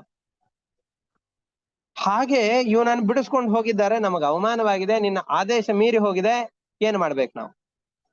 ಯದಿಸ್ಯುರ ಬಹವೋ ಲೋಕೆ ಶಾಸ್ತಾರೋ ದಂಡಧಾರಿಣಃ ಕಸ್ಯ ಸ್ಯಾತಾಂ ನವಾಕಸ್ಯ ಮೃತ್ಯುಶ್ಚಾಮೃತಮೇವ ಚ. ಲೋಕದಲ್ಲಿ ಅನೇಕ ಜನ ಅಧಿಕಾರಿಗಳಿದ್ದಾರೆ, ಹೀಗ್ ಮಾಡು ಅಂತ ಹೇಳೋರು ನಾಲ್ಕು ಜನ ಇದ್ದಾರೆ ಅಂತಾದ್ರೆ ಯಾರಿಗೆ ಬಂಧ ಸಿಗಬೇಕು, ಯಾರಿಗೆ ಮುಕ್ತಿ ಆಗಬೇಕು, ಯಾರಿಗೆ ಸುಖವಾಗಬೇಕು, ಯಾರಿಗೆ ದುಃಖವಾಗಬೇಕು ಅಂತ ತೀರ್ಮಾನ ಮಾಡೋದು ಹೇಗೆ? ಕಿಂತು ಶಾಸ್ತ್ರ ಬಹುತ್ವೇ ಸ್ಯಾತ್ ಬಹೂನಾಮಿವ ಕರ್ಮಿಣಾಂ ಶಾಸ್ತ್ರತ್ವ ಮುಪಚಾರೋ ಹಿ ಯಥಾ ಮಂಡಲ ವರ್ತಿನಾಂ. ಒಬ್ಬೊಬ್ಬ ಮನೆಗೆ 4 ಜನ ಎಲ್ಲ ನಿಯಾಮಕರಿದ್ದಾರೆ ಅಂತಾದ್ರೆ, ಒಬ್ಬೊಬ್ಬ ಕೆಲಸ ಮಾಡೋವನಿಗೂ 4 ಜನ ನಿಯಾಮಕರಿದ್ದಾರೆ ಅಂತಂದ್ ಹೇಳಿದ್ರೆ ಯಾರ ಆಟ ಅಲ್ಲಿ ನಡಿಲಿಕ್ಕೆ ಸಾಧ್ಯ? ಯಾರು ಕೂಡ ಹೇಳಿದ ಹಾಗೆ ಅಲ್ಲಿ ಕೆಲಸಗಳಾಗ್ಲಿಕ್ಕೆ ಸಾಧ್ಯ ಇಲ್ಲ. ಅದರಿಂದಾಗಿ ನಮಗೆಲ್ಲ ಅನಿಸಿಕೆ ಇರೋದು ಅತಸ್ತ್ವಮೇಕೋ ಭೂತಾನಾಂ ಸೇಶ್ವರಾಣಾಂ ಅಧೀಶ್ವರ ಶಾಸ್ತ ದಂಡಧರೋ ನೃಣಾಂ ಶುಭಾಶುಭ ವಿವೇಚನ. ಮನುಷ್ಯರು ಮಾಡುವ ಪಾಪ ಪುಣ್ಯ ಕೆಲಸಗಳನ್ನ ವಿಭಾಗ ಮಾಡಿ ಅವರಿಗೆ ಶಿಕ್ಷೆಯನ್ನು ಕೊಡುವಂತಹ ವ್ಯಕ್ತಿ ನೀನು ಅಂತ ನಮ್ಮ ಮನಸ್ಸಿನ ಗ್ರಹಿಕೆ ಇದೆ. ತಸ್ಯತೆ ವಿಹತೋ ದಂಡೋ ನೃಲೋಕೆ ವರ್ತತೆ ಧುನಾ ಚತುರ್ಭಿರ್ ಅದ್ಭುತೈ ಸಿದ್ಧೈ ಆಜ್ಞಾತೆ ವಿಪ್ರಲಂಘಿತ. 4 ಜನ ಸಿದ್ಧ ಪುರುಷರು ಬಂದು ನಿನ್ನ ಆದೇಶವನ್ನು ಮೀರಿ ಬಿಟ್ಟಿದ್ದಾರೆ, ನಿನ್ನ ಆದೇಶವನ್ನು ಉಲ್ಲಂಘನೆ ಮಾಡಿದ್ದಾರೆ. ಹಾಗಾಗಿ ಏನಾಯ್ತು? ನಿಯಮಾನಂ ತವಾದೇಶಾತ್ ಅಸ್ಮಾಭಿರ್ಯಾತನಾ ಗೃಹಂ ವ್ಯಮೋಚಯತ್ ಪಾತಕಿನಂ ಚಿತ್ವಾ ಪಾಶಾನ್ ಪ್ರಸಹ್ಯತೆ. ನಾವು ಬಂದು ಅವನನ್ನು ಸೆಳೆದುಕೊಂಡು ಬರುವಂತಹ ಸಂದರ್ಭದಲ್ಲಿ ಅವರು ನಮ್ಮನ್ನ ತಡೆದು ನಾವು ಹಾಕಿದ ಪಾಶಗಳನ್ನೆಲ್ಲ ಬಿಡಿಸಿ ಇವನನ್ನ ನರಕಕ್ಕೆ ತೆಗೆದುಕೊಂಡು ಶಿಕ್ಷೆ ಕೊಡ್ಲಿಕ್ಕಿಲ್ಲ, ಇವನು ಪಾಪಿ ಅಲ್ಲ ಅಂತ ಆ ಪಾಶಗಳನ್ನು ತೆಗೆದು ನಮ್ಮನ್ನ ಕಳಿಸಿದ್ದಾರೆ. ಅದಕ್ಕೆ ನಾನು ನಿನ್ನ ಬಳಿಯಲ್ಲಿ ಬಂದಿದ್ದೇವೆ, ನಮಗ್ ತಿಳಿಬೇಕು ಅಂತಿದೆ. ನಿನಗೆ ಅವ್ರು ಹೇಳ್ತಾ ಇದ್ರು ನಮಗ ಒಂದು ನಮಗ್ ಎಂಥ ಮುಖವನ್ನ ಮುಚ್ಚಿಕೊಳ್ಳುವಂತಹ ಪರಿಸ್ಥಿತಿ ಬಂತು ಅಂದ್ರೆ ನಾವು ಆಗಡೆ ಪಾಶವನ್ನ ಹಾಕಿ ಸುತ್ತಿದ್ದೇವೆ. ನಾರಾಯಣ ಅಂತ ಕರೆದ ಫ್ರಾಕ್ಷನ್ ಆಫ್ ಸೆಕೆಂಡ್ ಅಲ್ಲಿ ಅವ್ರು ಬಂದ್ಬಿಟ್ರು 4 ಜನ. ಹೆದರ್ಬೇಡ, ನಿಮ್ಮನ್ನ ನಾವು ರಕ್ಷಣೆ ಮಾಡ್ತೇವೆ ಅಂತಂದ್ರು. ನಮಗ್ ಎಂಥ ಮುಖಭಂಗ ಇದು. ಇದಕ್ಕೆ ಉತ್ತರವನ್ನು ನೀನು ನಮಗ್ ಕೊಡಬಹುದು ಅಂತಾದ್ರೆ ಉತ್ತರವನ್ನು ಕೊಡು ಅಂತ ಯಮನ ಬಳಿಯಲ್ಲಿ ಕೇಳ್ತಾ ಇದ್ದಾರೆ. ತಾನ್ಸ್ತು ವೇದಿತು ಮಿಚ್ಛಾಮೋ ಯದಿನೋ ಮನ್ಯಸೆ ಕ್ಷಮಂ.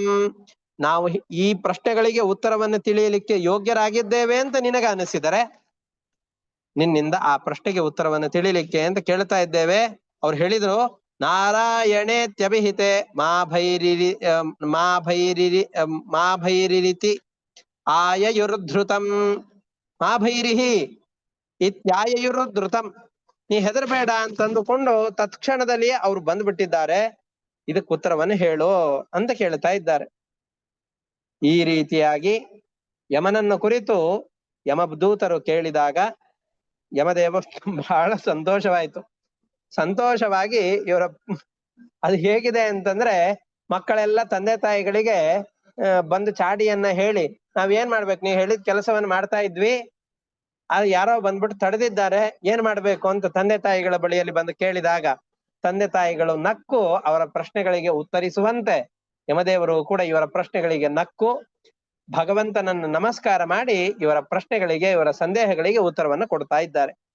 ಇತಿ ದೇವಸ್ಸ ಆಪೃಷ್ಟಃ ಪ್ರಜಾ ಸಂಯಮನೋ ಯಮಃ ಪ್ರೀತಃ ಸ್ವದೂತಾನ್ ಪ್ರತ್ಯಾಹ ಸ್ಮರನ್ ಪಾದಾಂಬುಜಂ ಹರೇ. ಭಗವಂತನ ಪಾದಗಳನ್ನ ನೆನೆಸಿಕೊಂಡು ಅವರ ಪ್ರಶ್ನೆಗಳಿಗೆ ಉತ್ತರವನ್ನು ಕೊಡ್ತಾ ಇದ್ದಾನೆ. ಯಮದೇವರು ಕೊಟ್ಟಂತಹ ಉತ್ತರಗಳೇನು ಅನ್ನೋದನ್ನ ಮುಂದಿನ ಪಾಠದಲ್ಲಿ ನೋಡೋಣ ಅಂತ ಹೇಳ್ತಾ ಇವತ್ತಿನ ಪಾಠವನ್ನು ಇಲ್ಲಿಗೆ ಮುಕ್ತಾಯ ಮಾಡ್ತಾ ಇದ್ದೇನೆ. ಹರಯೇ ನಮಃ. ಶ್ರೀಕೃಷ್ಣ ಅರ್ಪಣಮಸ್ತು. ಅನೇನ ಭಾವಿ ಯತ್ ಪುಣ್ಯಂ ತೇನ ಪ್ರೀಣಾತು ಕೇಶವಃ. ಶ್ರೀಕೃಷ್ಣ ಅರ್ಪಣಮಸ್ತು. ಹರಯೇ ನಮಃ. ನಮಸ್ಕಾರ.